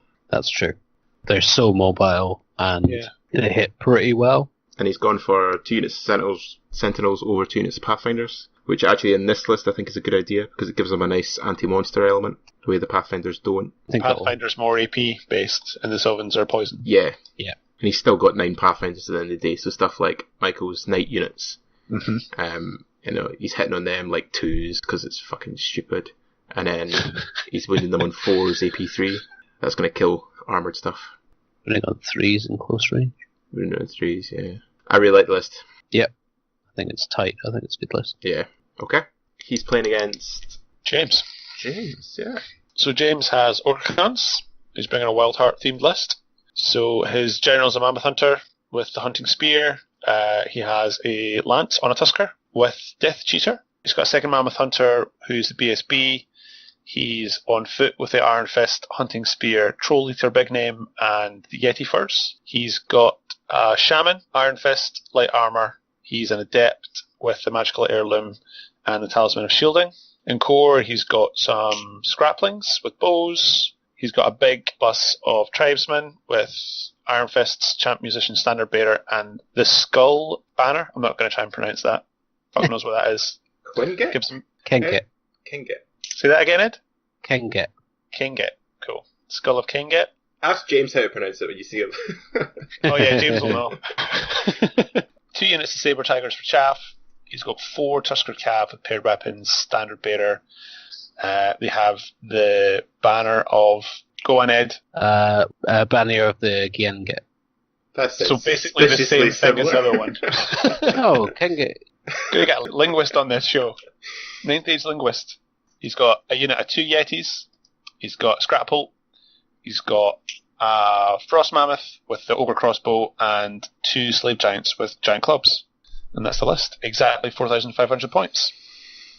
Right, Paul, as our resident Can.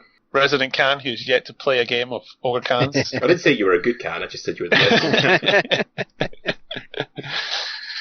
Yeah, I like it. It's very straightforward.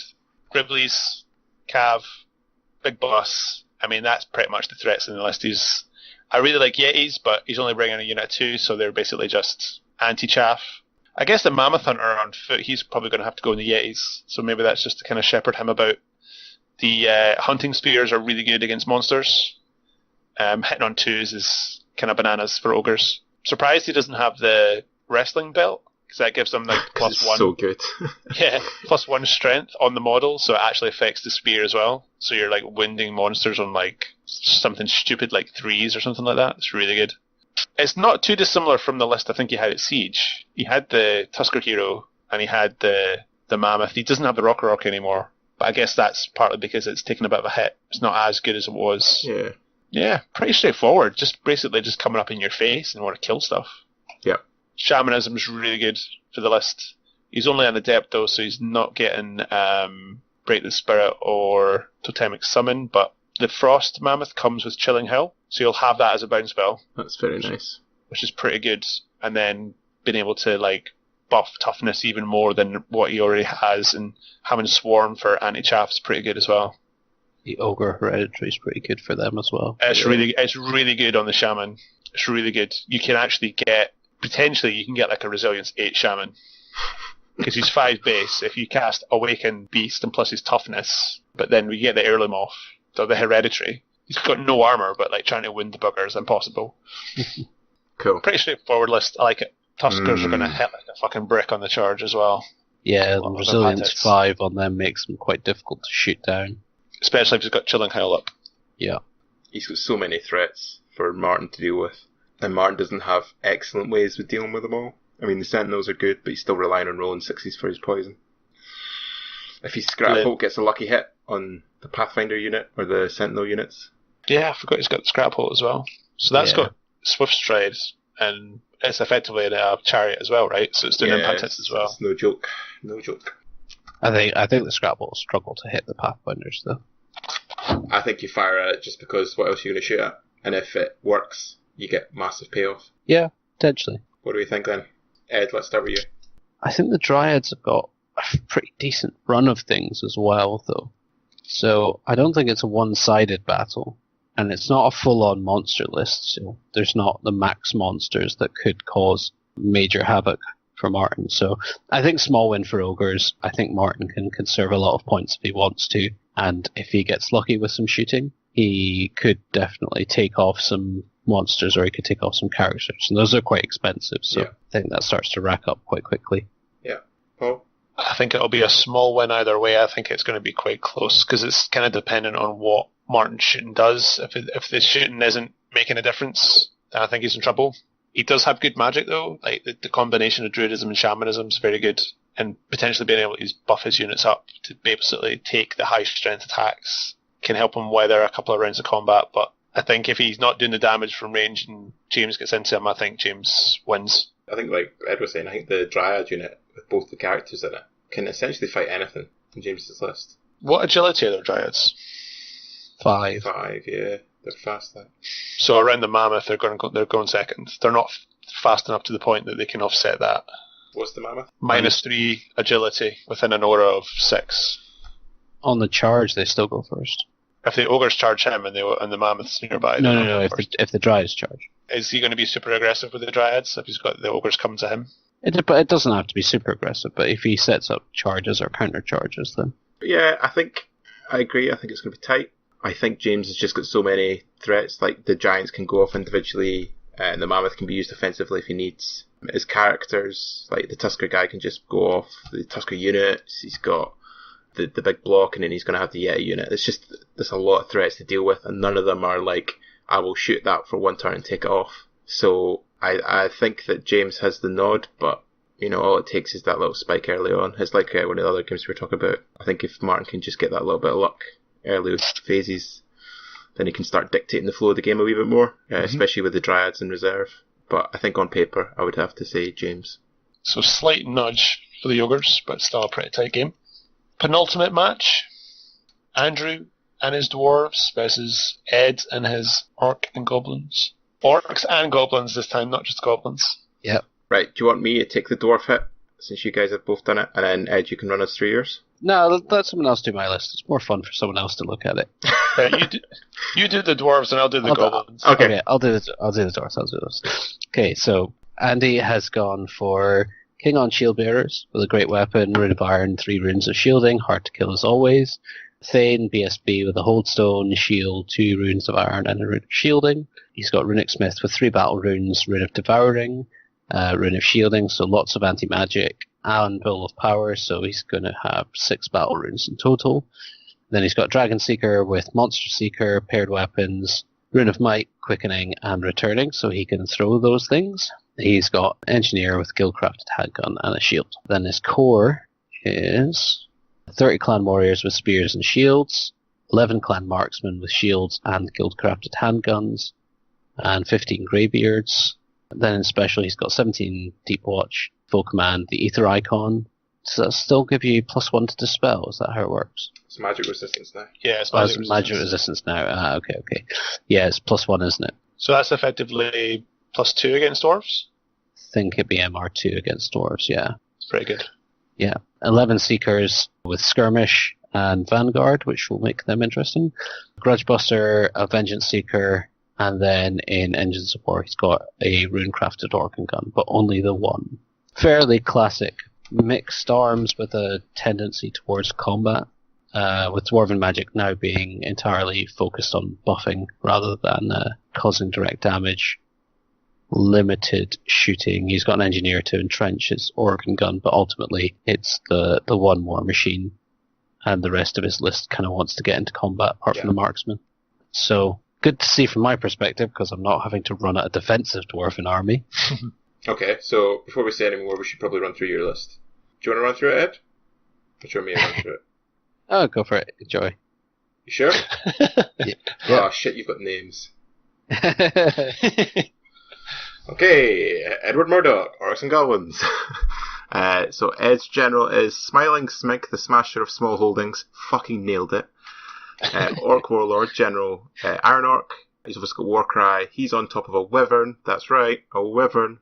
He's got a shield, Omen of the Apocalypse, Talisman of Shielding, Dragonfire Gem, Potion of Swiftness. Very Kelly. He's also got Nego, the Necrophilimancer. Almost nailed that one. Goblin Witch Doctor, Forest Goblin, Witchcraft, Wizard Master. He's on a Gargantula. This Gargantula has the Spider Mother Shrine, which is very nice. Negel himself has the Skull Fetish, Binding Scroll, and Lucky Charm. For core, it's got the Green Blenders, who are aptly named because they are 32 Orc Edbasher Ferals, with paired weapons, Musician Standard, and the Green Tide Banner for that sweet fighting extra rank. He's got the High Road, which is 5 Orc Boar Riders, who are Feral Orcs, Musician, paired weapons, and he's also got the Low Road, who are the exact same. He's got 4 Higher, Buildings Broken Cheap, with grammatical errors and spelling errors in that, customary of Goblins, which is a Nasher Wrecking Team. He's got Trog, the Mad Troll Get, who's also a Nasher Wrecking Team. He's got the Angry Skittles, which is a 32 strong Nasher Herd. He's got the Killer Frogs of Caer Banog, which is another 32 Nasher Herd. And he's got Dwayne, the Great Green Idol, who's also a BSB, no biggie. And that's 4498. I've only realised the Kieran Banog reference. Love it. Yeah, So good. I like my references. I don't get that. You don't get it? Kirbano? Killer Rabbit of Kirbanog? Ah, of course. Soz. You've got to say it in the over-the-top Scottish accent for it really to hammer home. Tim the Enchanter style. I might have to make Tim say that line. See, it's all fun and games until someone throws the hand grenade of Antioch at them. That's the scrap. Dude, that's what you should have called the other wrecking team. I like my names. It's very cool, Ed. This is my favourite list. It's the silliest list I've run for a long time. No, dude, it's not that silly. No, in combat, it's not silly at all. See, your fluff bullshit doesn't work here, mate. We see through it. In combat, it's not silly, but it's missing some fairly substantial components for an all-round army. It's not meant to be all-round, though, is it? Nope, it's not meant to be all-round. It's meant to be silly and killy. Yeah, I really like it. I think that, I mean, it obviously just does the one thing, but it does that one thing very, very well. All your natural negatives, like something like my list, still struggle against it because we found out in the warm-up game, I can, deal with the monsters, but then you've got 3 big blocks, and they're hard to shift. Yeah, and I think if I keep that in mind against less favourable matchups, I'll do all right in those games. Yeah. But yeah, hopefully I'm aiming to find decent matchups and really go heavily on them. Yeah. To offset the game that I might get where I have to take a you have to play me. Small loss. If I have to take a small loss or a draw at some point in order to not get absolutely humped, then I need to win big on the other games in order to have that trade-off. Yeah, I think this is definitely podium potential. I mean, like you say, a lot of that will come down to matchups. I don't know if this matchup is particularly good, but I don't think it's particularly bad either. And I think if you get the right matchups, you can be pushing for 16s, 17s, 18s, 19s, big scores, 20s. And I think if you get one or two of them, it's going to be hard for the other guys to catch up. So I think this has real podium potential. But it can all fall apart as well. It can, yeah. But I think there's not a huge amount of lists coming which have the tools to really screw you. Your list is probably the worst list from my perspective to play. So fortunately, I didn't draw you for turn 1. I don't. Oh well. Round 2. So you're obviously playing Andy. What do you think looking at that matchup? If his organ gun rolls out of the box, and if I can't stop it, or if he gets his Dragon Seeker into the wrong thing for me, that would be bad. The rest of the list doesn't worry me too much, and there's confidence speaking. But I think I don't really have much in the way of soft targets. The softest thing I have are the Feral Orc Boar Boys, and they can pretty much stay wherever they want. So I think if I'm able to neutralize the organ gun through magic, which would be a hope with witchcraft, the rest I can take and I can push forward. Right. Paul? I've played Ed's list. I didn't like it. So I'm going to go Orcs and Goblins. Okay. Just the damage that the monsters can, if they team up on one thing, they can pump out a world of hurt. And I don't think there's much in the game that can stand up to that. And like you say, I don't think, apart from that Seeker guy and the artillery piece, I don't think there's much else you have to worry about, really, for your list. I'm going to say Orcs and Goblins. Yeah, I would say Orcs and Goblins too. I don't think... I mean, see, I've got to be really careful here, because I've written Andy off twice, and both times he's done well. Andy he knows the dwarf book so well, shed loads of experience with it. On paper, I think Ed, I don't really see much that really gives you issues. I mean, I think the organ gun has to get pretty lucky to do lots of damage. I think if he had 2 rune-crafted organ guns, this is a completely different game. Yeah. But he's only got the 1, so he's kind of limited. I don't think any of the blocks are big enough or killy enough to smash through your ferals. I think you would take the trade-off putting the Nashers in, because they'll give as good as they get. And, Ed's list is very good at scoring as well, because you've got all the stuff that doesn't run away. I mean, it's almost like, that bad urge, because you're looking at Ed's list and you're like, I've got to kill the monsters in the big blocks. But at some point you need to deal with those mobile scorers, because they're the ones that actually could tilt the game either way if it's tight. You always feel like it's a waste shooting at a boar boy unit when you've got a Gargantula running at you. But I mean, if something big dies, it's a massive amount of points. Yes. So it is always a concern. Very swingy, yeah. Like against Fraz when I played his list, I probably had a 20, but he got his Dragon Secret into the Gargantula, killed it, and then almost killed my general as well. I mean, your Gargantula alone's 1,000 points, isn't it? Yeah. Yeah, so that's a massive swing if you can get it. And it's really unfortunate when he gets cannon turn 2. Yes. It wasn't the cannon that killed him. Damn straight it wasn't. Go Rangers. I think this is your game. I think you just got to push at him, and unless Andy gets lucky, I don't think he's got super ways to deal with you. But having said that, Andy will now win the tournament and make you look like a fucking idiot. Exactly. So that is definitely. I am sorry, Ed. I have to. Most of all, I have to refrain from doing stupid things because that will be my downfall. No matter what happens anywhere else on the table, I will do something that is too reckless or too dumb and will cost me games. So. Yeah, I think this goes back to our discussion that we had in the playstyle one. I think you're a naturally aggressive player, and I think this list suits it. So I don't see any reason why you shouldn't be going in and getting big scores, unless you play against me. In which case, I might hide behind a hill and get a 10-10. I ain't giving you a 10, boy. Depends what the secondary is. Oh, true. I've been screwed by that one before. Cool. Yeah, so Paul, you saying Ed? Yeah. Yeah, I would say Ed as well. Okay, final matchup. So we've got Guillermo versus yours truly, Andrew, of Mad Git Radio fame. So, Spanish Stallion, aka Guillermo Bardera, Springing Vermin Swarm. Characters, he's got a chief, who's his BSB. He's got light armor, shield. He's got the Scepter of Vermin Valor.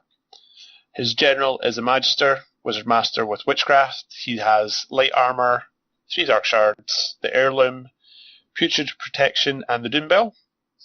In core, he's got a unit of 26 Rat Arms, full command with Spears. He's got another unit of 26 Rat Arms, full command with Spears. And 31 Vermin Guard, full command, and the Banner of the Endless Swarm. He has 2 Meat Grinders in special, and 2 units of 4 Vermin Hulks with a Thunder Hulk upgrade and Naphtha launchers. He has 2 units of Jezzails, 4 rat-sized units. He's got 2 Plague Catapults and 2 Globe Launchers. And that is the Vermins. That's just the Vermins. He is going up against Andrew's Empire. Yeah. So what do we think of Guillermo's list? Somewhat similar to Monroe's. It is, yeah. In the shooting section. The difference is he's got the Meat Grinders, but he doesn't have as many bodies, and he's obviously lacking the Demon.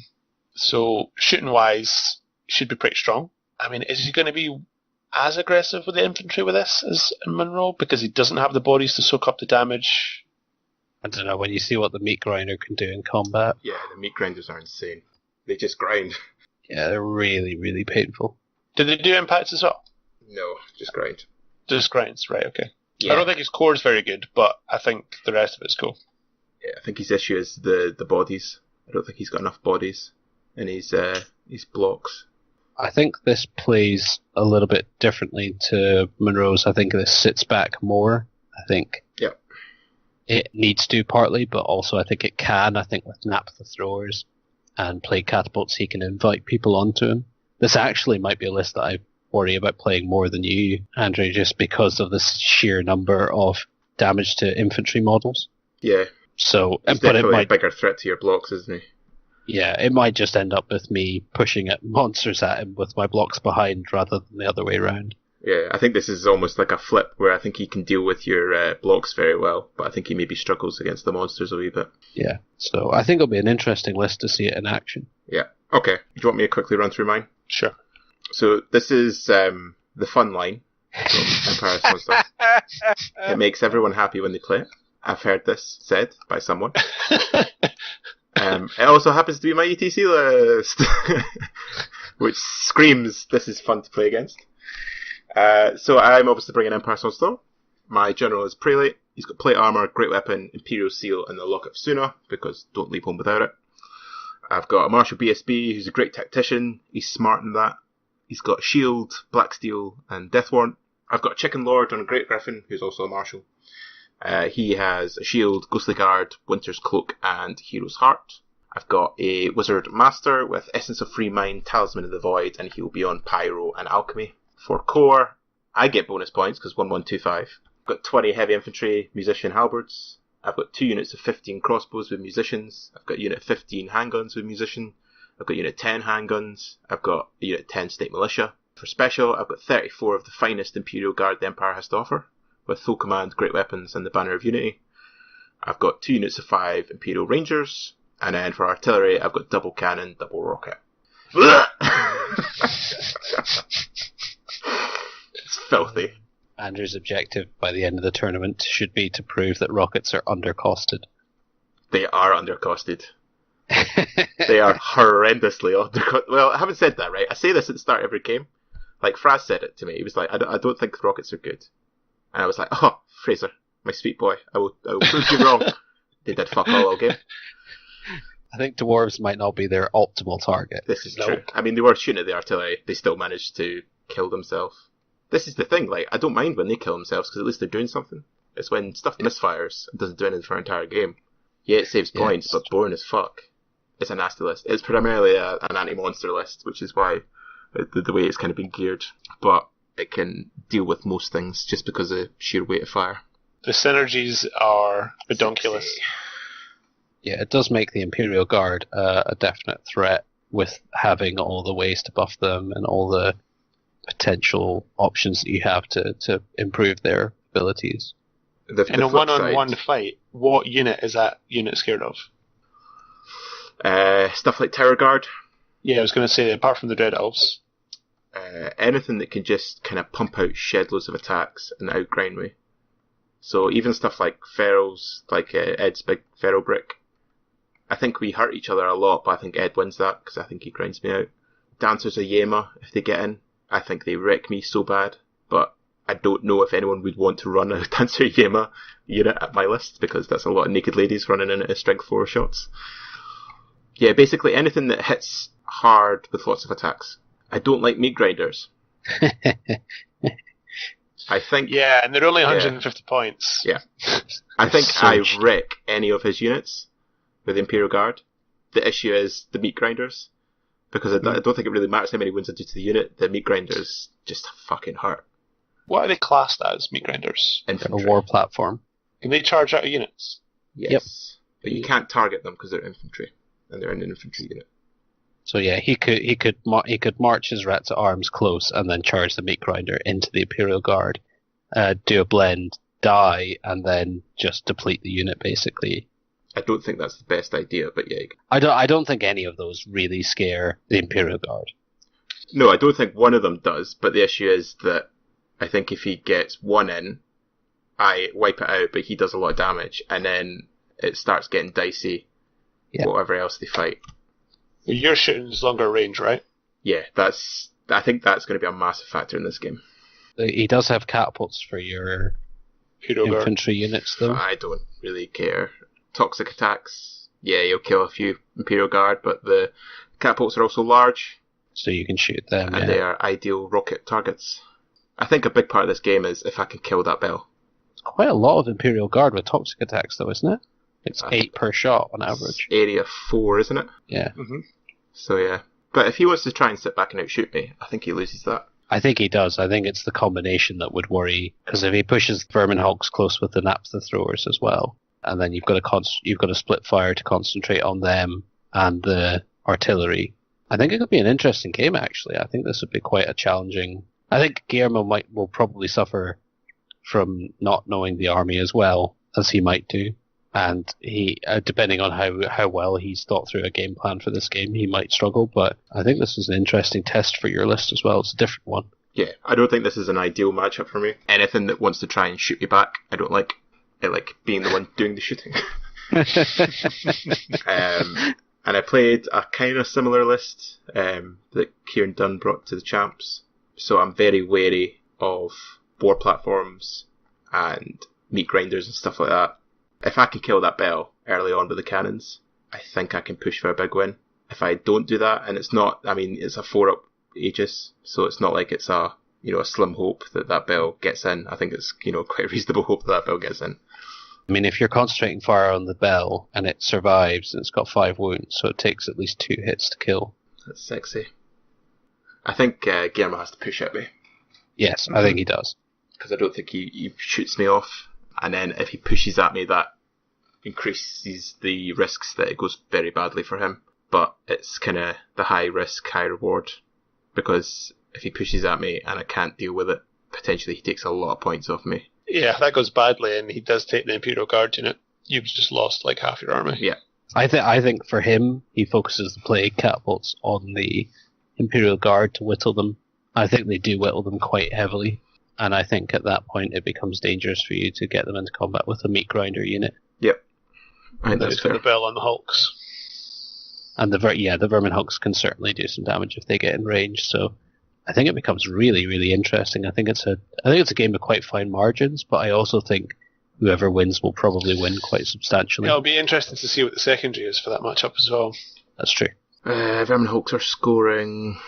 All the Latin arms are scoring. The Vermin Guard are scoring. Yeah, we've probably got about even scoring. Resilience 5. Vermin hulks are just a nightmare. Oh, they are, aren't they? Resilience 5, Strength 4, right? You cannot shoot the champion off until you've taken off the rest of the unit. There's no way to target the champion. So yeah, you've got to take off 12 wounds of Resilience 5, 4 up armor. Again, I don't know. Rockets rip through them. Yeah, for sure. But the rockets don't really want to shoot them early game. They want to be shooting at the plague catapults. Or even trying to put pressure on the bell. Yeah, split attention. Yeah, I think it's going to be a good exercise for me for target prioritization. Yeah. But I think G needs to come at me, and I think that's exactly what I want him to do. I think so. I think whoever wins it will win it big. Yeah, and I agree. You should have the edge on it. Come at me, G! Listen to our tactical advice, Guillermo. Okay, so what do we think, Paul? I'll give you the edge because I know how effective the shooting can be. You've got good range. The orders are really good. You can be buffing the range even more. I think if your shooting turns up and you're taking off things like the catapults and putting wounds onto the bell, then either G has to sit back and you've won the game, or he commits and then at that point it's risky. So I think, and in large part because you've got more experience with your army than he does, I would say it's probably in your favour. Saying that, I've played games against you and your shooting doesn't turn up. Yes, And it is known to happen. Life turns to shit quite quickly, and if his stuff gets close and starts putting hits, like Ed was saying about the catapults onto the Imperial Guard and the Thunder Hulks are getting in doing shots, then you've kind of lost your one good close combat threat, because the rest of the army isn't going to stand up to the bell and the Hulks. So I would say, probability-wise, your list is probably all-round stronger, but if your plan doesn't pan out, I think G could potentially get quite a lot of points. So I'll give it to you with the caveat that if G pushes and it goes well, then he could probably get a good win out of that matchup. Yeah, I think that's fair. Ed? Yeah, I think 7 games out of 10, at least, you probably win this one. But some of those games, it swings the other way fairly heavily. So maybe I'll just call for Guillermo in case he wins, and then I can take the credit. No, I think you should have it. How confident are you going into that matchup? It's not ideal. I don't like anything with 4 up Aegis against my cannons. Because 5 up, you got 1 and 3. 4 up, you got 50%. That's it's not great. As someone playing a list that is very, you're relying very heavily on the shooting phase. Come turn 3, if you've not taken off what you want to take off, how much are you starting to sweat at that point? Come turn 3, if he's in your face by that point, if he's just been coming up. If he's put heart on the Imperial Guard, and I've not been able to take off enough with shooting and magic, then I think I've lost the game. And it would be damage limitation at that point. I'm 100% jinxing myself right now. I think even if I have horrendous shooting, I think the combination of shooting and magic should still be enough. Mm-hmm. Because, spoiler, I'm going to go Pyro. Yeah. And I'm going to really put the heart on those blocks. What did Giselles do against the Chicken Lord? It hurts. They are strength 6, and I think they have magical. I think they're AP 10, aren't they? I don't think so. Sorry, strength 6, AP 4, unwieldy, magical attacks, accurate. AP 4, okay. They're very good. I like them a lot. So does that mean Chicken Lord stays behind a hill at least early game while they're... I tell you, my pro-tax. Come on, man. No, I think I've got to be very careful. I played against my friend Andy at the Falkirk Club a few weeks ago, and I actually ran my VC list, and it has double Shrieking Horror in it. And one of the horrors ran after a unit of Jezzails, and I think it was 4 or 5, and they did, I think, 4 wounds on the Shrieking Horror, because accurate, strength 6. So that hurts a lot, and it hurts the Chicken Lord a lot, because essentially he's just a 5-up Aegis against them, hitting on 4s, wounded on 3s. Oh, because they're magical attacks, so you don't get the 1-up. Yeah. So of course. That's nasty. Don't like that. However, he's not scared of anything in combat in that list. So if they get close enough and you've got a charge So yeah, I think I need to either throw him down his throat and say, shoot him off, or I'm going to take stuff with him. Or hold him back until I'm confident that I've got the flow of the game in my favour, then I send him in. But a lot of that will depend on terrain as well. Yeah. Okay, so we're giving the nudge to Andrew? Yep, I think so. Watch me get 20. Okay, right, that's all the games. So we'll quickly run through again. So we had Nick against Matt, and we think Nick's probably got the nudge with his Beast Herds. We've got Simon against Matt Wilson. We think Matt Wilson's got the nudge because trees hate fire. We've got Monroe against Tony. We think Monroe for that one. We've got Henrik against Tim. We think that's really tight call. So we were kind of like meh on that one. Fraz against Brian. We think Brian's probably got the nudge. Michael against Danny. We thought Danny. Martin against James. We thought James. Andy against Ed. We thought Ed. And then me against G. We think me. Disclaimer. We know very little about the game, so that's probably all fun. Right, so come the end of the 14th of July, who do we think is going to be up on that podium? Having discussed all the lists and the first round matchups, which after all, it's only 3 games, so that first game is very important for dictating the rest of the day. Your list and Ed's list are very strong in the phases which they kind of excel at, so, and seeing them play in the club a few times, I think you guys are in with a shout. Tim's a very experienced player, and his list can be difficult to get points out of, so I think that's probably best bet to say he's up there somewhere. I like Matt's Infernal Dwarves. There's a lot of lists I really like thematically, I really like Brian's KOE, I like Simon's Elves, Matt's VC I think are really cool. Okay. Ed? I think Matt Wilson's ID, he has things that people will really struggle to deal with, and I think if he matches into a couple of games where people don't have the tools to deal with his army, I think he'll do very well. I think your list, if you get the early result and people are pushing at you to try and get significant points out of games with you, I think you'll do very well.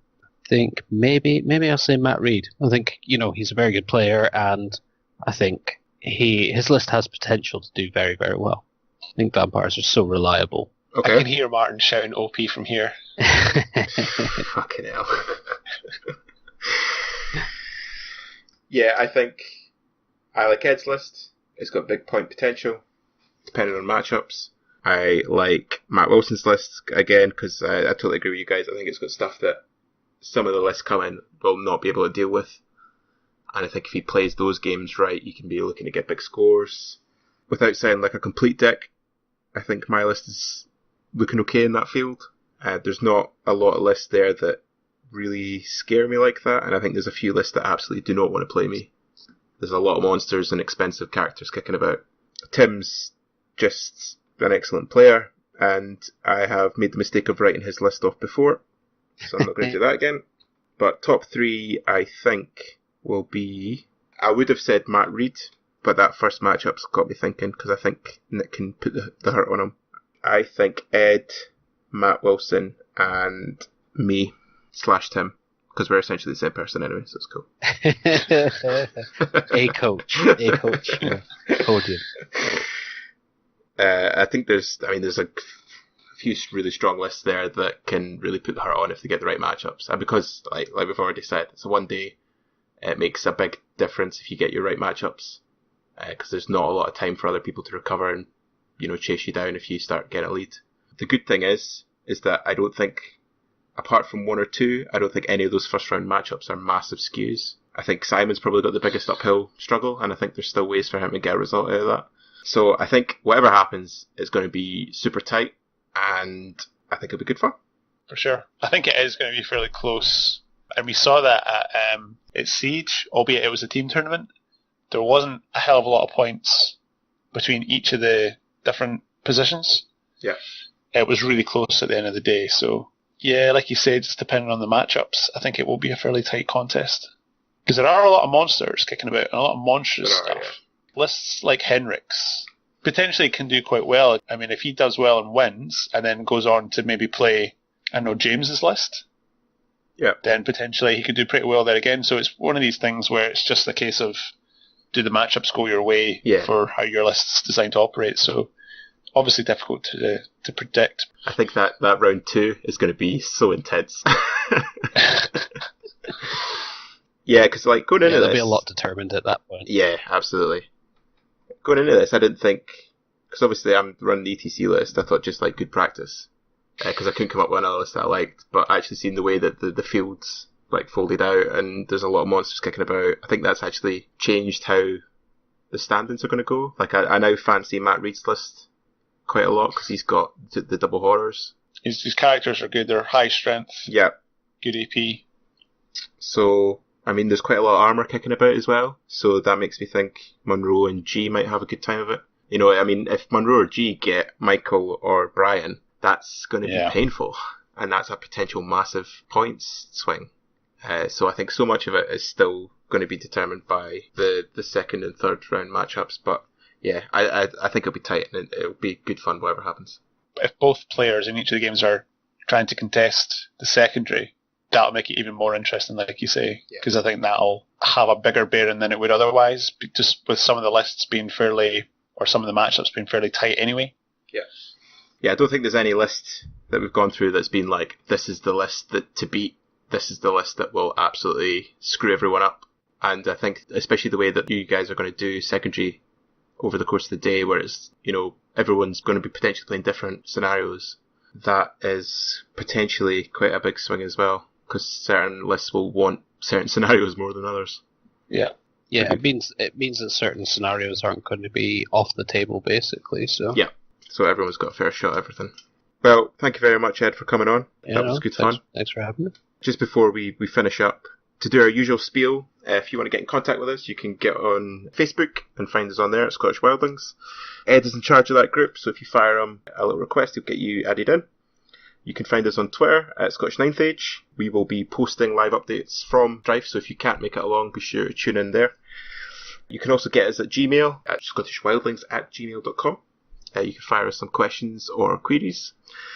And in terms of the next couple of shows, the Girlfriends episode is coming, The Widows of Ninth Age. We've just had a couple setbacks, which is 100% because our girlfriends are real and not made up. This is really sounding like we just don't have girlfriends, fiancés, and we're just, spinning this out until we can actually find just a female or a man with a female enough voice that we can pass off as a woman. But we do have better halves. Remind me to give you that casting agency number when we finish. Yeah, I mean, theoretically, you wouldn't think it would be that hard to find a female-sounding man, but... Especially in our group. And Martin's already said no. So that episode is coming. Because of ETC as well, it'll probably be out about August, but we'll wait and see with that one. Yeah. In terms of ETC itself, Ed and I are going, Team Scotland, so I'm going to try and get some content out while we're there. The form that takes will largely depend on stuff like how good the Wi-Fi is, what our setup in our apartments is like when we get there. But at the very least, it will be Twitter updates. But I'm hoping we can maybe sort out some team interviews, and we'll see who's hanging about and maybe try and get some stuff done there. So no matter what happens, there will be some Wildling Madget coverage at ETC, which will be very cool. Even if it is just me crying because I get humped every game. So just to finish up, thanks again, Ed, for coming on. Good fun. Paul, do you want to say, or Paul and Ed, do you want to say anything about the tournament before we close off? Just a kind of preemptive thanks to everyone that's coming to it, especially the guys that are coming up from England and, down Iron Ways. Appreciate it's a bit of a trek for coming up, but everyone's enjoyed them in the past, and we're really looking forward to it. I think it'll be another really good tournament. And as Andrew said, we'll be putting out photos and updates via the Twitter. So keep an eye on that during the day if you want to know how the matchups went, how accurate we were predicting things. Probably not very. Yeah, we'll probably try and get an after Strife show as well. Sorry. Yeah, maybe get some of the other guys that played to come on maybe and give us their kind of thoughts and how they felt the day went. Yeah. Get the 3 people who podium who were none of the people we mentioned. Come on. When Simon wins. Oh, Simon and Henrik. Glorious. The people's choice. So that's us for another episode, and we will catch you in the next one. Cool. Take it easy, guys.